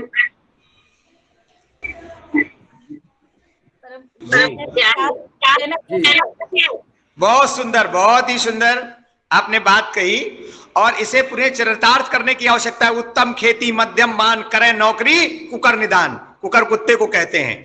अगर ये यथार्थ में चरितार्थ हो जाए तो लोगों को, मैं बता रहा हूं, मुझे मेडिकल अफसर बना रहे थे, कब पापा ने जबरदस्ती फार्म डलवा दिया, मेडिकल अफसर के लिए लेटर आ गया, इंटरव्यू दे आया, फिर मैंने ज्वाइनिंग नहीं की। मैंने कहा मैं नौकरी नहीं कर सकता। तो उसके पहले मैंने भी गाय चराई है। मैं आपसे बता दूं, हमको बचपना वो याद है जब हमारे घर में 40-50 जानवर हुआ करते थे, बकरी से लेकर के सब हुआ करते थे, बकरी भी होती थी, इतना मतलब गाय भैंस बैल तो इतनी जोड़ी थे। अब वो सब याद आता है तो लगता है कि वास्तव में वो दिन था। तो आज पुनः नौकरियों को सेकेंडरी और मोदी सरकार, आचार्य जी हम सब याद करेंगे। नेटवर्क नहीं है। अजय कुमार जी चलिए जी आ जाते हैं, बुला लेते हैं, जब तक आचार्य जी को सुनेंगे किया है। तो अब आवश्यकता है किसानों को, जैसे ये ग्रुप बना हुआ है, तो इस ग्रुप में ज्यादा से ज्यादा इस नेट का प्रयोग हम किसान को कैसे समृद्ध बनाएं। देखिए, जब लागत ज्यादा होती है, आप जानते हैं लागत ज्यादा आएगी। अब मेहनत हम करें तो लागत कम आएगी। अगर हम डीएपी यूरिया डालेंगे, और उससे क्या है, जब हम ये डालते हैं तो आप जानते हैं केचुआ ज्यादा पैदा होता है। चूंकि राजीव दीक्षित जी मेरे अंतरंग थे, हमारा बहुत गहरा संबंध जो है राजीव दीक्षित जी से था, क्योंकि हम उनके कारण यहाँ जुड़े भी थे और कई बार हमारा प्रवास भी लंबे समय तक उनके साथ हुआ। तो बहुत गहराई से उनको सुना और जाना है कि आज जो एग्रीकल्चर है इतनी महंगी क्यों हो गई है, खेती महंगी क्यों हो गई है, और किसान आज क्या करता है, सब कुछ पैदा करता है, बाहर बेचता है और दूसरी फसल लेके आता है। अगर अपने खेत में जो उग सकता है वही पैदा करे, तो जो बाहर से खरीदना पड़ रहा है वो ना करे, तो उसको सस्ता हो गया। जो पैदा करता है वो सस्ता, और जो बेच जाता है वो सस्ता बेचने जाता है, और लेके आता है वो महंगा। तो पैदा कर, अगर किसान ये समझने लग जाए कि अपने ही खेत में मुझे जो कुछ उगाना है, जो मेरे लिए उग सकता है खेत में, और ये उग सकता है, भाई जो मिट्टी नहीं है वो मिट्टी बाहर से लाएंगे ना। अगर मैंने तो यहां तक किया है कि अगर दोमट मिट्टी नहीं है तो एक खेत को हम दोमट मिट्टी बनाएंगे, एक को बलुई बनाएंगे, एक काली मिट्टी बनाएंगे, उन मिट्टी ट्रक में भर के मिट्टी लाएंगे, एक क्यारी बनाएंगे। इसको भी देश में अगर किया जाए, जैसे कुछ क्षेत्र में काली मिट्टी होती है, विचिंग टेली है, वहां लाल मिट्टी नहीं है, मान लीजिए दूसरे क्षेत्र में मूंगफली पैदा होती है, तो एक खेत में ऐसा हम बनाएंगे कि वहां से मिट्टी लाएं और मिट्टी उसकी बाहर ना जाए, तो हम बलुई मिट्टी बना देंगे। तो बलुई मिट्टी हम खेत में बनाएंगे, जैसे हम गमले में करते हैं। गमले में मान लीजिए हमको बालू की मात्रा मिलानी होती है, मिट्टी अलग तरह की बनानी होती है अलग अलग पौधे लगाने के लिए, ताकि उसमें पोलापन रहे। तो यदि हम ये किसान को बताने लग जाए तो किसान को समझ में आएगा कि मैं अपने खेत में हल्दी भी उगा सकता हूं, मैं अपने खेत में अदरक भी उगा सकता हूं, मैं अपने खेत में आलू भी उगा सकता हूं, मैं अपने खेत में गन्ना भी उगा सकता हूं, मैं अपने खेत में धान भी उगा सकता हूं। कम से कम इतना धान तो उगा सकता हूं, ज्यादा नहीं उगा सकता हूं, इतना मेरे पास पानी है जितना साल भर में मुझे चावल लगता है, जितने रात एक साल में मुझे गुड़ लगता है, उसके लिए मैं गन्ना भी उगा सकता हूं अपने खेत में। तो यदि यह किसान को पता हो जाए कि मैं अपनी आवश्यकता की चीजें अपने खेत में उगा सकता हूं, जैसे मैंने बताया कि एक व्यक्ति अपने छत में उगा लेता है, तो हम शायद बाहर से जो चीजें लाते हैं वो बहुत महंगी हो जाती हैं और उन्हें टैक्स भी हमको देना पड़ता है, और ये घर में हम वो चीजें उगाते परम पूज्य आचार्य जी, जी परम पूज्य आचार्य जी, हमारे बीच में पतंजलि योगपीठ से पवन कुमार जी जुड़े गए हैं और उनका नेटवर्क शायद प्रॉब्लम आ रहा था। मैं चाहूंगा कि उनका हम मार्गदर्शन ले लें। बहुत सुंदर उनको पवन सुनें, कुमार जी से क्योंकि मिले, निधक ये युवा बहुत कार्यक्रम बहुत धन्यवाद पवन कुमार जी, संचालित स्वागत है। है। मैं आदरणीय पवन कुमार जी को आमंत्रित कर रहा हूँ कि वो आए और आचार्य जी से और हम सबसे संवाद करें।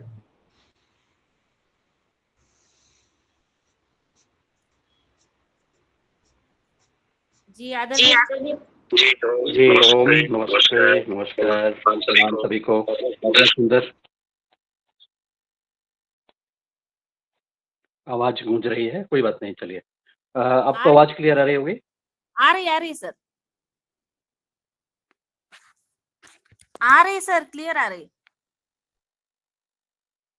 जी जी, बहुत सुंदर। आज के हमारे मुख्य अतिथि द्वारा बहुत हाँ हाँ आज ठीक है, ठीक है, ओके। तो आज हमारे मुख्य अतिथि द्वारा बहुत सुंदर अपने अनुभवों को बहुत संक्षेप में बताया गया है, और उनके द्वारा किए गए जो प्रयास हैं, उनकी अपनी स्थिति परिस्थिति के आधार पर जो भी प्रयास किए गए हैं, और उसके हम जब अपने अतीत को देखते हैं तो हम अपनी यादों से उसको जोड़ते हैं, और इसलिए कई बार हम भावनात्मक भी हो जाते हैं, इमोशनल हो जाते हैं, और इसको लेकिन हमें इसको पुरानी चीजों की, अच्छी चीजों को याद करते हुए वर्तमान यथार्थ की जो स्थिति है और उसके जुड़ी हुई जो हमारी समस्याएं हैं, उसको ध्यान में रखते हुए और उसके समाधानों को ध्यान में रखते हुए कार्य करने की जरूरत है। अगर हम केवल पूर्व में कहें कि ऐसा है और उसी को हम कई बार सोच लेते हैं, मैं भी कई बार सोच लेता हूँ कि काश ऐसा होता उस समय, जब हम पहले के हमारे अनुभव थे, या हमारे मन में, हमारे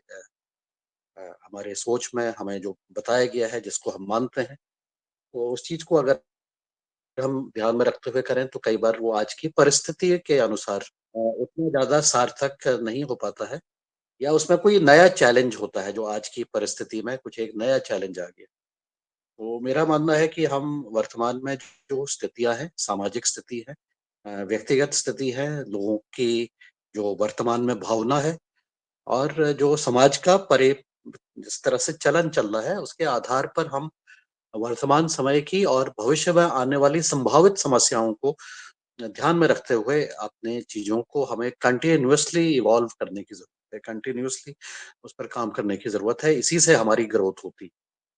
तो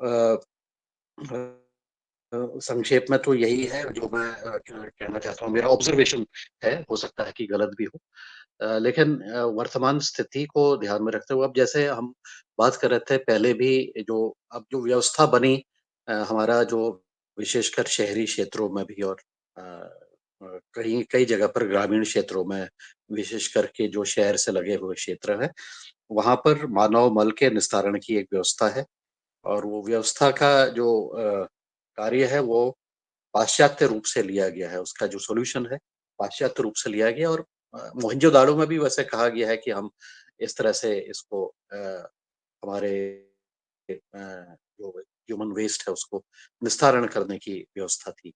लेकिन भारतीय संस्कृति में और भारतीय उसमें कभी भी इस तरह का कम देखने को मिला है कि ऐसा व्यवस्था की गई हो।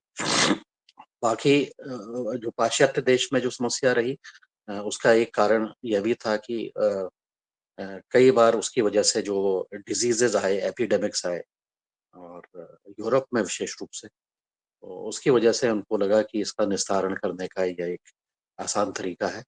लेकिन भारत जैसे देश में जहाँ जनसंख्या निरंतर बढ़ती गई, और तो ये सब व्यवस्थाएं भी धीरे धीरे ध्वस्त हो गई, और इससे जुड़ी हुई जो उसको साफ सफाई करने की जो व्यवस्थाएं थी, उसको वेस्ट को ठीक करने की जो व्यवस्थाएं थी वो भी ध्वस्त हो गई। और इसका परिणाम ये होता है कि हम किसी भी नदी के किनारे जब भी हम देखते हैं कोई भी नदी है, वहां पर कई तरह के वेस्ट का निस्तारण करने के लिए वो नदी को एक उचित स्थान के रूप में देखा जाता है कि यहाँ तो चलो इसकी एक यहाँ पर इसको हम डिस्पोज ऑफ कर दें। लेकिन हर एक ये एक नेचर की अपनी एक धारण क्षमता होती है। इस धारण क्षमता के आधार पर ही अगर उसका किया जाए तो फिर वो उसका सही रूप से निस्तारण हो पाता है। तो नदी के क्षेत्र में भी मैंने इसको ऑब्जर्व किया कि अगर कहीं पर से एक नाला खुला है और वो कितने दूर तक, कितने किलोमीटर तक जा करके वो जल वाकई जो वापस एक स्वच्छता के जो मानक है उसमें कर पाएगा। तो कई बार ये कई किलोमीटर तक का हो जाता है कि नदी कितनी बड़ी है, उसका स्पीड कितनी है और उसमें कितनी क्वांटिटी में वेस्ट डाला जा रहा है। तो ये तो शहरी क्षेत्र का जो वेस्ट है उसकी मैं बात कर रहा हूँ। लेकिन जो हमारे ट्विन पिट गड्ढे के ऊपर मैंने भी कई वर्ष पहले काम किया था और हमारे इसके जो कर्ता धर्ता थे उन्होंने भी इसको भारत सरकार के सचिव पद पर रह चुके, उन्होंने भी एक बार एक बड़ी अच्छी फोटो डाली थी जिसमें वो ट्विन पिट गड्ढे में से एक गड्ढे को खाली करके खुद एक उससे उसको उसका वेस्ट बाहर निकाल रहे हैं। जब वो सूख जाता है तो उसका वेस्ट डाल के बाहर निकाल के फावड़े से गड्ढे में घुस करके उसको निकाल रहे हैं और उसको कंपोस्ट के रूप में और बाकी तरीके से खाद के रूप में इस्तेमाल करने के ऊपर भी बातचीत कर रहे हैं। तो ये बात बिल्कुल सही है कि छोटे स्तर पर धारण क्षमता हम मैनेजेबल है और उसके लिए बाहर से किसी भी तरह से उसकी करने की आवश्यकता नहीं है। लेकिन प्रचलित मान्यताओं के आधार पर इसको बहुत सारे लोग अपनाते नहीं।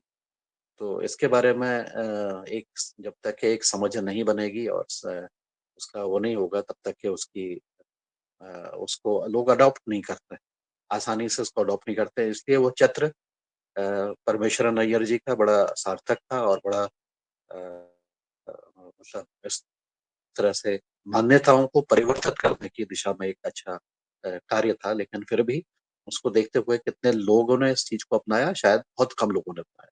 इसी तरह से मानव मूत्र का भी जो उपयोग है उसके लिए भी एक पद्धति एक वैज्ञानिक ने बनाई थी। एक केरल के उसमें उन्होंने उसके लिए जो वेस्ट है उसको इकट्ठा करके उसको सीधे पानी उसको पौधों में उसका उपयोग कर रहे थे। और जो कि विशेषकर ऐसे पौधे थे जिसका कि हम सीधे उपयोग नहीं करते हैं भोजन में, सब्जियों में उन्होंने उपयोग नहीं किया था, पेड़ों के उसमें उपयोग किया था। तो वहां पर भी उसकी ग्रोथ और उसका रिजल्ट अच्छा आए थे। तो हमारी मान्यताएं, हमारे हमारे जो कार्य हमें हमारी वर्तमान स्थिति उसके अनुरूप हमें सॉल्यूशंस देखने की जरूरत है, ये मेरा मानना है। और जहाँ तक के व्यवस्थाएं बहुत बड़ी हो जाती हैं वो उनको मैनेज करना बड़ा मुश्किल हो जाता है, उसको मैनेज नहीं हो पाती है। और क्योंकि उसमें बहुत सारे लोग जो काम कर रहे होते हैं उनका अपना एक उसका एक काम करने का एक तरीका है, उसका मैनेजमेंट करने का एक तरीका है। और कई बार व्यवस्थाएं जब फेल हो जाती हैं तो फिर उसको संभालने वाला कोई नहीं होता। तो हम आत्मनिर्भर बने, हम इस दिशा में जितने भी हमारे न्यूट्रिएंट्स हैं उसका हम सदुपयोग कर सकें, उनको रिसाइकल कर सकें, उनको रीयूज कर सकें और उनका समाधान कर सकें। और उसका भी समाधान इस प्रकार से करना है क्योंकि ह्यूमन वेस्ट में भी कई बार बीमारियां और बाकी चीजें होती हैं, तो बड़े केयरफुली इसको काम करने की जरूरत है। तो एक बार उसको निकाल भी दें, उपयोग करते समय जो सावधानियां बरतनी है उसको जरूर बरतना चाहिए क्योंकि कई बार ह्यूमन वेस्ट का जो म्यूनिसिपल उसमें जाता है तो उसमें हेवी मेटल्स की जो है बहुत ज्यादा मात्रा पाई जाती है। उसके साथ ही और भी जो चीजें उसमें चली गई हैं वो भी बहुत हानिकारक हैं और ई कोलाई और सैल्मोनेला तो पैथोजेनिक रूप में आ जाता है। तो उससे हमारी जो रिस्क है, हमारी ह्यूमन हेल्थ की जो रिस्क है वो बहुत ज्यादा बढ़ जाती है। इवन यहाँ तक के देखा गया कि हम एक बार जो वेस्ट डिकम्पोजर यूज कर रहे थे उस पर भी सैल्मोनेला जो है वो विरुलेंट स्टेज में पाया जा रहा था, जिसका मतलब ये हुआ कि उससे हमारे ह्यूमन स्वास्थ्य को बहुत ज्यादा खतरा है। तो सब चीजों का हम काम करें और उसकी जो सावधानियां हैं उसको विशेष रूप से हमें ध्यान देने की जरूरत है। और आदमी आज की तारीख में इतना वेस्ट जनरेट कर रहा है, इतनी ज्यादा उसका इम्पैक्ट है, चाहे वो ह्यूमन वेस्ट के अलावा आपका प्लास्टिक का वेस्ट है, आपका बैटरीज का वेस्ट है, इसके अलावा और भी जो चीजें हमारी रोजमर्रा के जिंदगी में हम उसको उखाड़ के ऐसी फेंक देते हैं, तो उसका भी एक बहुत ज्यादा है। और इन सबको बनाने के लिए जो फैक्ट्रीज हैं जो वहां पर से अपना उत्पादन कर रही हैं, कई बार वो भी अपना सारा वेस्ट अपनी नदियों पर और कई बार तो ग्राउंड वाटर पर भी इसको डाल देती हैं, तो उसका बड़ा नकारात्मक प्रभाव पड़ता है हमारे अनजाने। हम वहां पर अगर ग्रामीण क्षेत्र में रह रहे हैं और आसपास कोई फैक्ट्री है और क्लस्टर ऑफ फैक्ट्रीज हैं, तो कई बार ये देखा गया है कि उससे जो होने वाला कचरा है या जो पानी है, वेस्ट वाटर है, उसको वो सीधे पानी में डालते हैं। वही पानी को फिर हम सिंचाई के रूप में इस्तेमाल करते हैं। फिर वो सिंचाई का जो पानी है, चाहे हम जैविक खेती ही क्यों ना कर रहे हो, उसका भी ये दुष्परिणाम हमारे खेतों में दिखाई देता है। इसके अलावा वायु प्रदूषण के साथ भी जो चीजें हैं, तो इन सब चीजों को हमें जागरूक रहना। और कुल मिलाकर के तो मेरा ये मानना है कि हमारा जो कंजम्पशन करने की जो हमारी आदत है, वो दिन पर दिन बढ़ती जा रही है और मूल कारण इसका आदमी ही है। कंजम्पशन भी बढ़ रहा है और पैकेजिंग में बहुत सारा मटेरियल यूज हो रहा है और अननेसेसरी उसको करते हुए हम आगे बढ़ने की होड़ में आगे निरंतर बढ़ते जा रहे हैं। तो आगे बढ़ने की होड़ में हमारे जो दुष्परिणाम हैं वो भी हमारा पीछा नहीं छोड़ने हैं और आने वाले समय तक पीछा भी नहीं छोड़ने वाले। तो हमें अपने जो हम कार्य करते हैं और जो हम कार्य कर रहे हैं उसके प्रति सजग होकर के अपनी समस्याओं का समाधान यथासंभव स्वयं ढूंढते हुए और बाकी जगह से जहाँ पर हमें दुष्परिणाम दिखाई दे रहे हैं उसके प्रति भी सजग रहते हुए हमें काम करने की जरूरत है। इतना कह के मैं मेरे कुछ कमेंट्स हैं, ये मेरे ऑब्जर्वेशंस हैं, हो सकता है कुछ में त्रुटि हो, मैं उसके लिए माफी मांगूंगा। तो हम इसके बारे में विचार भी करें और अपने स्वयं से हम शुरुआत करें और स्वयं के साथ साथ जो हमारे साथ लोग जुड़े हैं उनके साथ वार्तालाप करते हुए अपने इन समस्याओं को का समाधान अपनी स्थिति पर ढूंढने का प्रयास करें। यह भी बिल्कुल कहना बहुत आसान है कि सरकार हमारे लिए कर देगी। सरकार हमारे लिए काम करना उसके लिए बहुत मुश्किल है, ये अपनी समस्याएं हैं। तो हम अपने आप से शुरुआत करके अपने क्षेत्र से शुरुआत करके समाधान ढूंढेंगे तो हम सरकार का भी योगदान इसमें कर पाएंगे। मैं अपनी वाणी को विराम देता हूँ। सबको नमस्कार, धन्यवाद, ओम प्रणाम।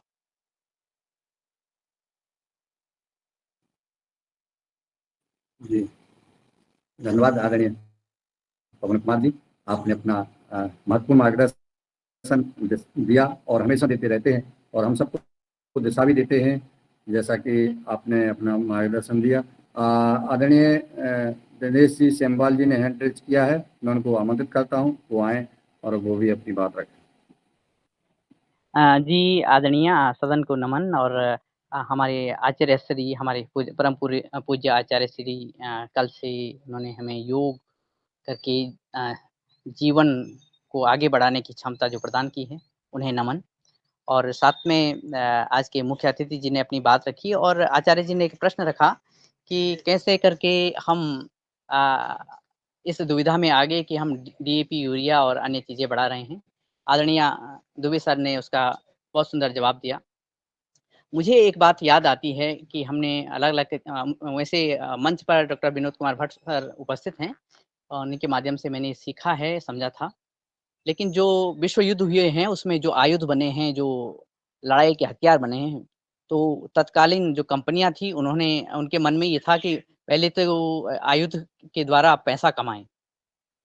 लड़ाई के हथियारों से पैसा कमाएँ, लेकिन जब लड़ाई का उनको लगा कि अब चांसेस कम हैं, तो उन्होंने उन जो खासकर अमोनियम नाइट्रेट और दूसरे नाइट्रेट को अलग-अलग खादों के रूप में उनका विभाजन कर दिया, ये बात सामने आती है। यही बात आदरणीय राजीव दीक्षित जी भी कहते थे और ये बात सत्य भी है।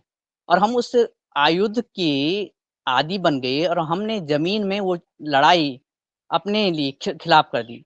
पहले कुछ लोग बम्बार्डिंग करते थे और जनता को समाप्त करने की योजना, किसी देश को समाप्त करने की योजना करते थे, लेकिन हम ये चीज़ भूल करके हम खुद को समाप्त करने पर तुले हुए हैं और ये जो रासायनिक हथियार के रूप में तत्कालीन जो आयुध थे, आज हम अपने खेत में प्रयोग कर रहे हैं। ये आचार्य सर ही पूछ रहे थे, तो मुझे शायद लगा कि मैं ये बात रखूँ।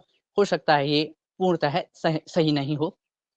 लेकिन आचार्य श्री ने एक बात और कही, उन्होंने मल की निर्मलता का जो विषय दिया है, वास्तव में वो इतना सुंदर है कि अगर ये आयुध, ये जो जानलेवा हथियार अगर हमारे खेत में पड़े हैं, प्रत्यक्ष और अप्रत्यक्ष रूप से, उससे बेहतर तो मानव का मल है, जो कि मानव को कोई भी ऐसी जानलेवा हमलावरी नहीं कर सकता। हाँ, जैसे आदरणीय पवन सर ने कहा है कि बहुत सारे ऐसी निस्तारण व्यवस्था हैं, अभी वर्तमान में चल रही हैं और मैंने भी व्यक्तिगत रूप से देश के अलग-अलग कोनों में, खासकर जो बड़े संस्थान हैं और बड़े संस्थानों की जो सिस्टम है, जो उनका मलवाहक सिस्टम है, उसमें देखें कि बड़े-बड़े संयंत्र लगे हुए हैं और जो बड़ी-बड़ी बिल्डिंग से निकलता हुआ जो मल है, वो उन संयंत्रों से सुखा दिया जाता है और उसकी खाद बनाई जाती है। इसका प्रयोग लगभग एक स्तर से हो रहा है, छोटे स्तर पे है। लेकिन मेरी चिंता, जब आचार्य श्री ये प्रश्न रखते हैं मल की निर्मलता, तो मुझे एक आने वाले लगभग 20 से 50 वर्ष के बीच एक बड़ी समस्या जान पड़ती है, दिखती है कि जो हमने अभी बहुत सारे जो पिट बना दिए हैं, उन क्षेत्रों में जहाँ की आवश्यकता उतनी अधिक नहीं थी, खासकर पहाड़ों के क्षेत्र में या अन्य क्षेत्रों में, इतने सारे पिट्स हमने बना दिए हैं अपने प्रसंसाधनों के, तो वो मल रिस करके फिर हमारे जमीन में तो जाएगा ही जाएगा, लेकिन वो अलग-अलग ड्रेनेज के माध्यम से वो जा रहा है हमारी नदियों में। नदियों का जल पहले ही खराब हो चुका है, प्रदूषित हो चुका है और वो उसकी और मल की संख्या ज़्यादा बढ़ रही है, मात्रा ज़्यादा बढ़ रही है। तो ये आने वाले समय में ये बम्बार्डिंग हमारी जमीन के अंदर हमारे मल के द्वारा होने जा रहा है। ये आचार्य श्री ने बड़ा प्रश्न रखा है, बड़ा विषय रखा है और इस पर सोचने की, समझने की और करने की आवश्यकता मुझे जान पड़ती है। हाँ, ये बात सत्य है कि तेरा तुझको अर्पण, जो खेती से आया है, हम खेती को उसे वापस लौटाने की प्रक्रिया वैज्ञानिक तौर पर या प्राकृतिक तौर पर या हमारे पूर्वज जो करते थे पारिस्थितिकी तौर पर करें, तो हमारी जो ज़मीन है फिर से उर्वरा हो जाएगी। और एक ख़ास बात मुझे फिर से अभी-अभी ध्यान में आता है कि जो हमारे लगभग 1000 वर्ष पूर्व या 1500 वर्ष 800 वर्ष पूर्व जो हमने एक गुलामी की जो जंजीरों के अंदर हम जकड़ गए थे, तो हमारे किसानों से लेकर के हमारे अन्य सामान्य नागरिकों को जबरन गुलाम बनाया गया और हमारे खेतों से हटाया गया। इसके कारण भी हमारी जो खेती की व्यवस्था है चरमरा गई थी और फिर हमें ये जो बम्बार्डिंग वाली सिस्टम है, ये यूरिया और ये डीएपी, इनको हमने अपनाना पड़ा और फिर हमारी स्थिति आज यहाँ पहुँच गई है। संभवतः मैं कुछ ज़्यादा बोल गया हूँ, मैं क्षमा चाहूँगा, लेकिन मैं पुनः नमन करता हूँ आदरणीय आचार्य श्री को। आपने एक सुझाव दिया है, जो एक सुलह है हमारी खेती के लिए। धन्यवाद, प्रणाम। ओम।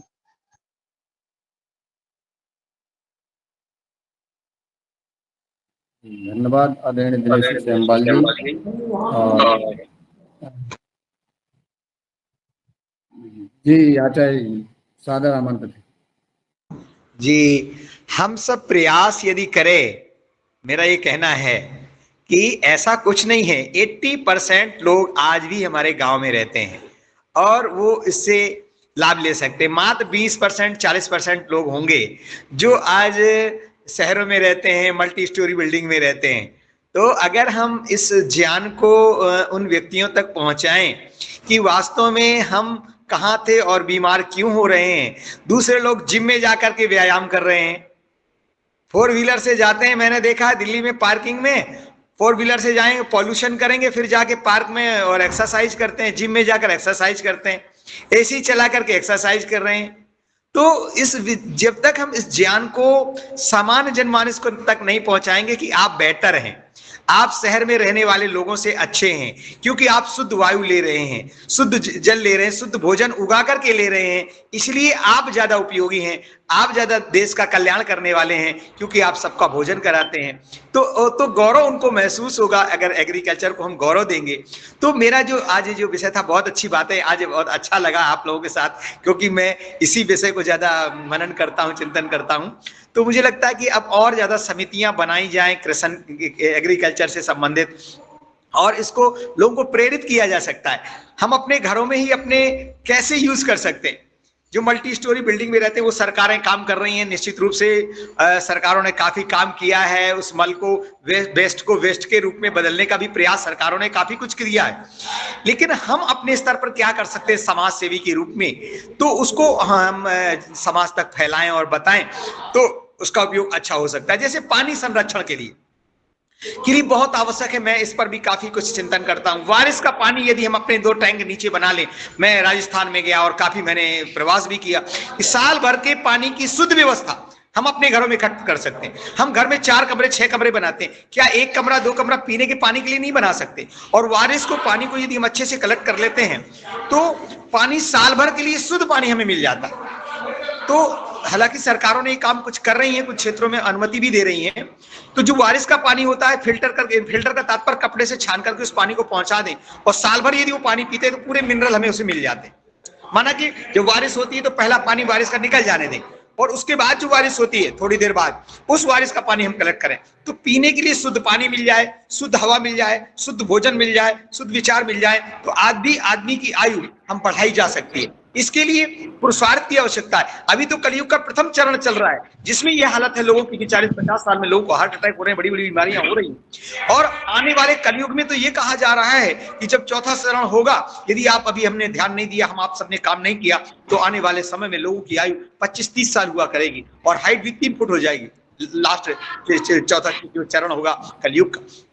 तो हम सब यदि मिलकर के प्रयास करें और ज्यादा से ज्यादा लोगों तक इस बात को पहुंचाएं जो हम आप सब चर्चा कर रहे थे, तो ऐसा नहीं है कि हम उस परिवर्तन को नहीं ला सकते। हम अपने घर में 2 टैंक बना सकते हैं, ये है। अरे कमरे के नीचे ही तो बनाने हैं 2 टैंक।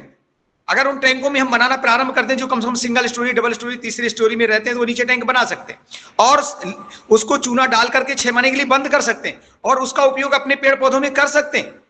यूरिन का प्रयोग हम कर सकते हैं। तो हम अगर प्रयास करें तो ऐसा नहीं है कि हम केवल सरकारों पर ही आश्रित हों, अपने स्तर पर माना कि आदमी विसर्जन बाहर करने नहीं जा सकते। जैसे भाई साहब ने बताया कि बहुत सारे जो है फैक्ट्रियों के वो हम नाले में खोल दिए जाते। देखिए एक विचार ये है कि मल विसर्जन पशु पक्षी कहाँ करता था, वो तो बाथरूम भी नदी में ही कर देता था। अब गाय नदी में है तो वो बाथरूम करने बाहर थोड़ी जाएगी, बैल बाहर थोड़ी जाएगा, उसी में करता था। लेकिन उसका शोधन करने के लिए उसमें जीव जंतु बने हुए थे, ये भी सत्य है। कुएं के पानी पीते थे हम, आप विचार करिए, कुएं में सांप भी होता था, मेढक भी होती थी, छिपकली मेढक भी होता था, मछली भी होती थी। वो क्या काम करते थे, वो उसके मल को खाते थे और पानी को शुद्ध करने का काम करते थे। तो प्रकृति ने प्रदत्त ये चीज बनाई हुई है। लेकिन मैं ये नहीं कह रहा हूं इसके परिप्रेक्ष्य में ये नहीं कि नाले खोले जाए, क्योंकि उतने जीव जंतु ही नहीं है। तो अब आपने देखा होगा तालाब में, उसी तालाब में, कुआं में, तालाब में जो है सुअर भी है और नदी में उसी में गाय भी है, उसमें बैल भी है, ऊंट भी है, गोदा भी, और वहीं पर मनुष्य स्नान कर रहा है। तो ये कैसे संभव, और बीमार भी नहीं होते थे, क्योंकि शोधन की प्रक्रिया दिन में सूर्य का प्रकाश करता था। सूर्य का प्रकाश सारा दिन की जो गंदगी है, जैसे आपने देखा होगा कि अभी सर्दी का, अभी गर्मी बरसात का समय था, कपड़े आपके बदबू देने लगते हैं, आप धूप में डाल देते हैं तो सूर्य भगवान उस गंदगी को खत्म कर देते हैं। ऐसे ही सूर्य के प्रकाश में जब जल रहता था तो जल उसको शोधन करने का काम करता था। तालाब और नदियों का पानी इसीलिए शुद्ध होता है क्योंकि सूर्य का प्रकाश उससे सारे जो टॉक्सिन्स है उसे अपने खींच करके वायुमंडल में परिवर्तित कर देता है। ठोस जो है मल के रूप में जमीन के नीचे कीचड़ के रूप में जम जाता था। और आपने देखा भी होगा कि जब नदियां बहती हैं तो किनारे पर जो गंदगी लग जाती है और नदी अपना रास्ता बना लेती है। तो ये प्रकृति का सिद्धांत है कि इस तरह से हम कर सकते हैं। हम जैसे मैं आपको सामने अभी धूप में बैठा हुआ हूं, हमारे यहाँ ये सिद्धांत था कि सुबह सुबह सारी माताएं बहनें धूप की उपस्थिति में भोजन बनाती थी, घर के लोग भी। अब भगवान राम भी गए थे वन को तो ऐसे ही गए थे, केवल अंग वस्त्र डाले हुए थे, मर्यादा भी थी। लेकिन आज हमने विटामिन डी की, कैल्शियम की कमी हो रही है, विटामिन डी की कमी हो रही है। कारण उसका क्या है, सूर्य के प्रकाश में नहीं बैठते।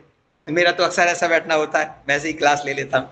तो मैं 2 काम कर रहा हूँ, आपके साथ वार्ता भी कर रहा हूँ, सुन भी रहा हूँ और सूर्य का प्रकाश भी ले रहा हूँ। तो हमने कहीं न कहीं सूर्य का प्रकाश कम कर दिया।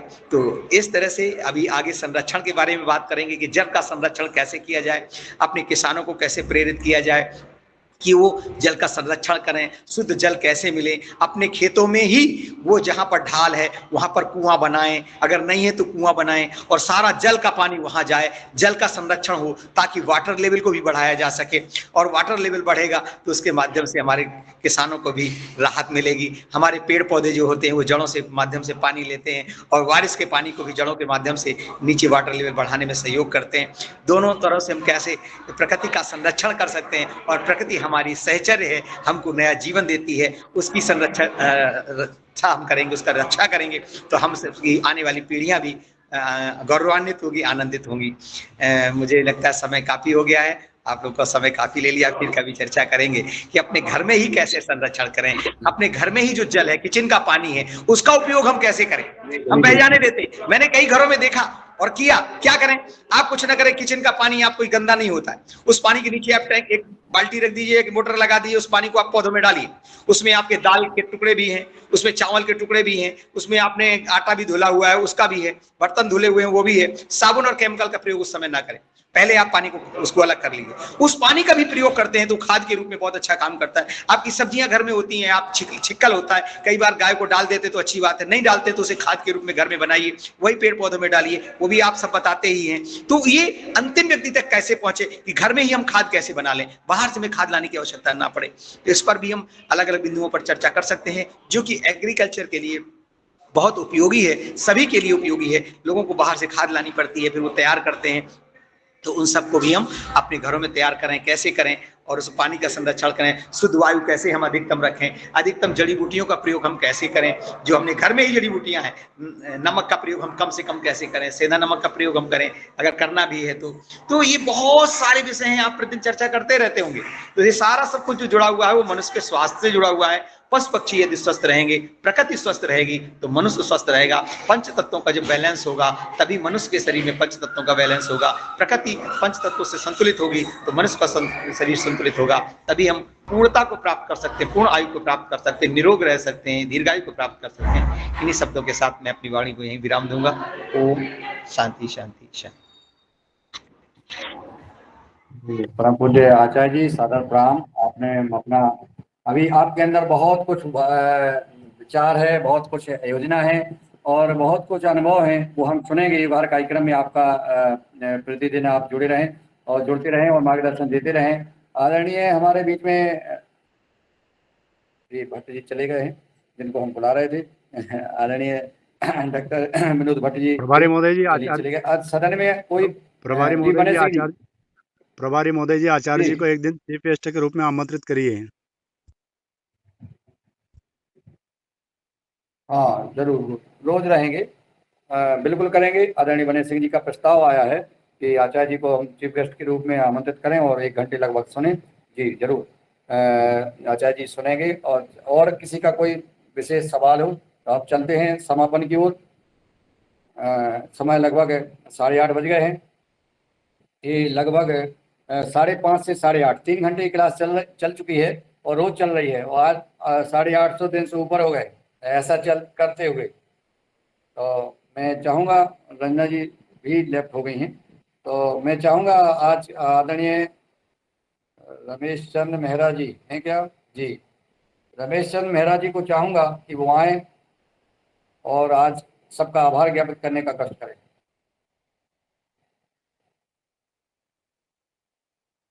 आवाज नहीं पहुंच रही है। आदरणीय दिनेश चंद्र सेमवाल जी, आवाज आ रही है आप तक? जी सर, आ रही है जी आदरणीय।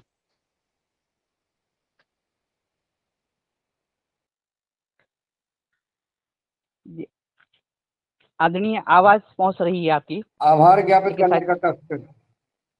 जी जी जी, 1 सेकंड दीजिएगा, मैं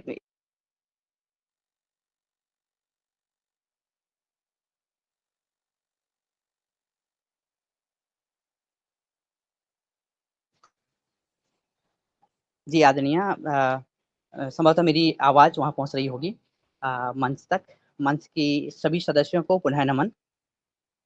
आज से हमारे योग शिक्षक, पूज्यवर हमारे गुरुवर, आपको सादर नमन है और आप शीघ्र ही मुख्य अतिथि के रूप में हमें मार्ग प्रशस्त करेंगे, ऐसा निवेदन आया है, ऐसा निवेदन है। योग और हमारी जो खेती है, उस पर आपका जो चिंतन है, वो विराट चिंतन है।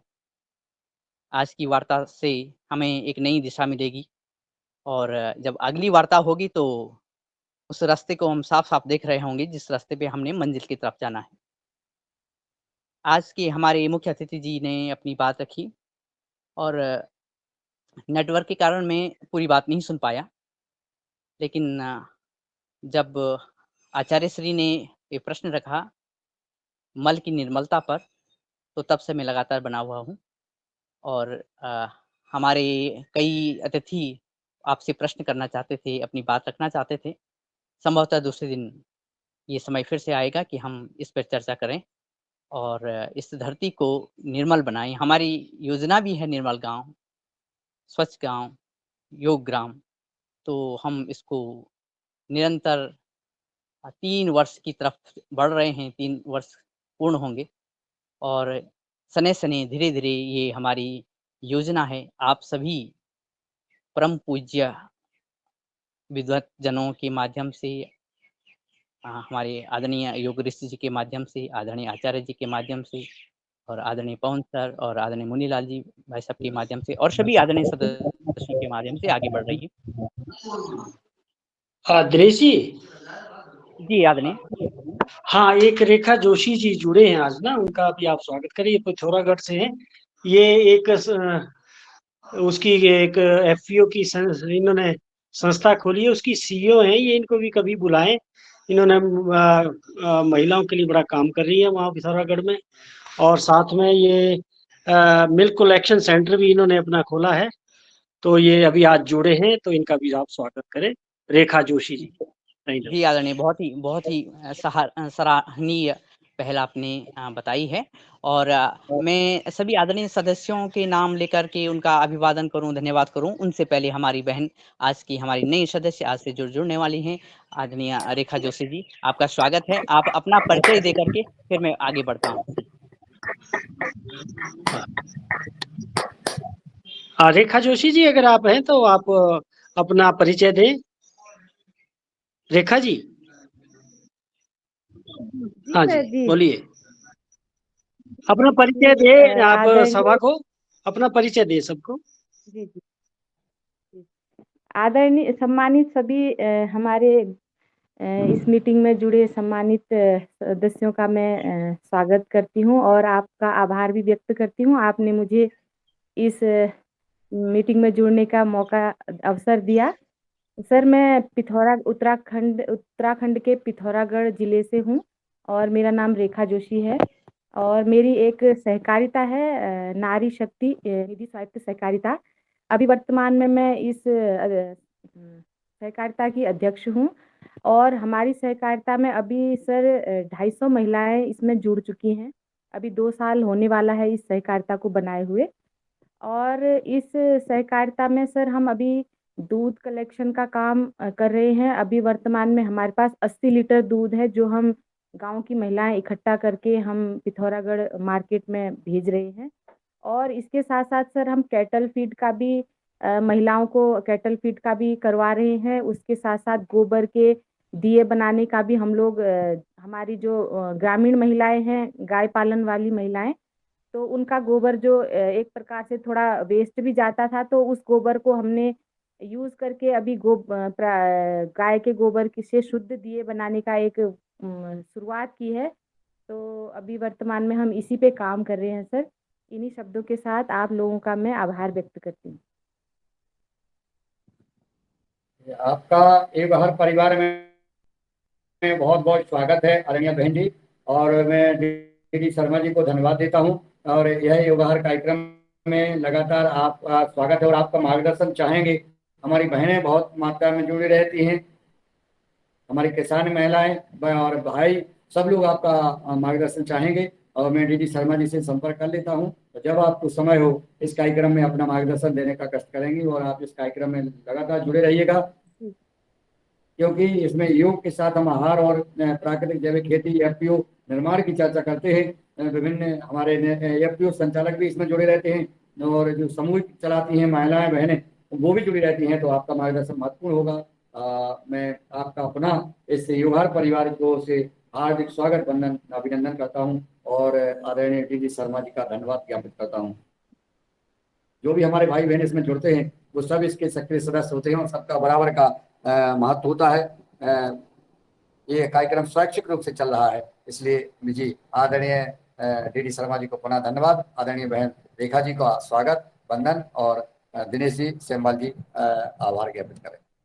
जी आदरणीय आपका पुनः धन्यवाद, आदरणीय शर्मा जी का धन्यवाद। और हमारी आज की नई सदस्य दीदी जुड़ी हैं रेखा जोशी दीदी, तो आपका बहुत बहुत स्वागत है और हम कर्म से आगे बढ़ेंगे और जल्द ही आपको सुनेंगे इस मंच पर किस तरह आप महिला सशक्तिकरण के लिए कार्य कर रही हैं।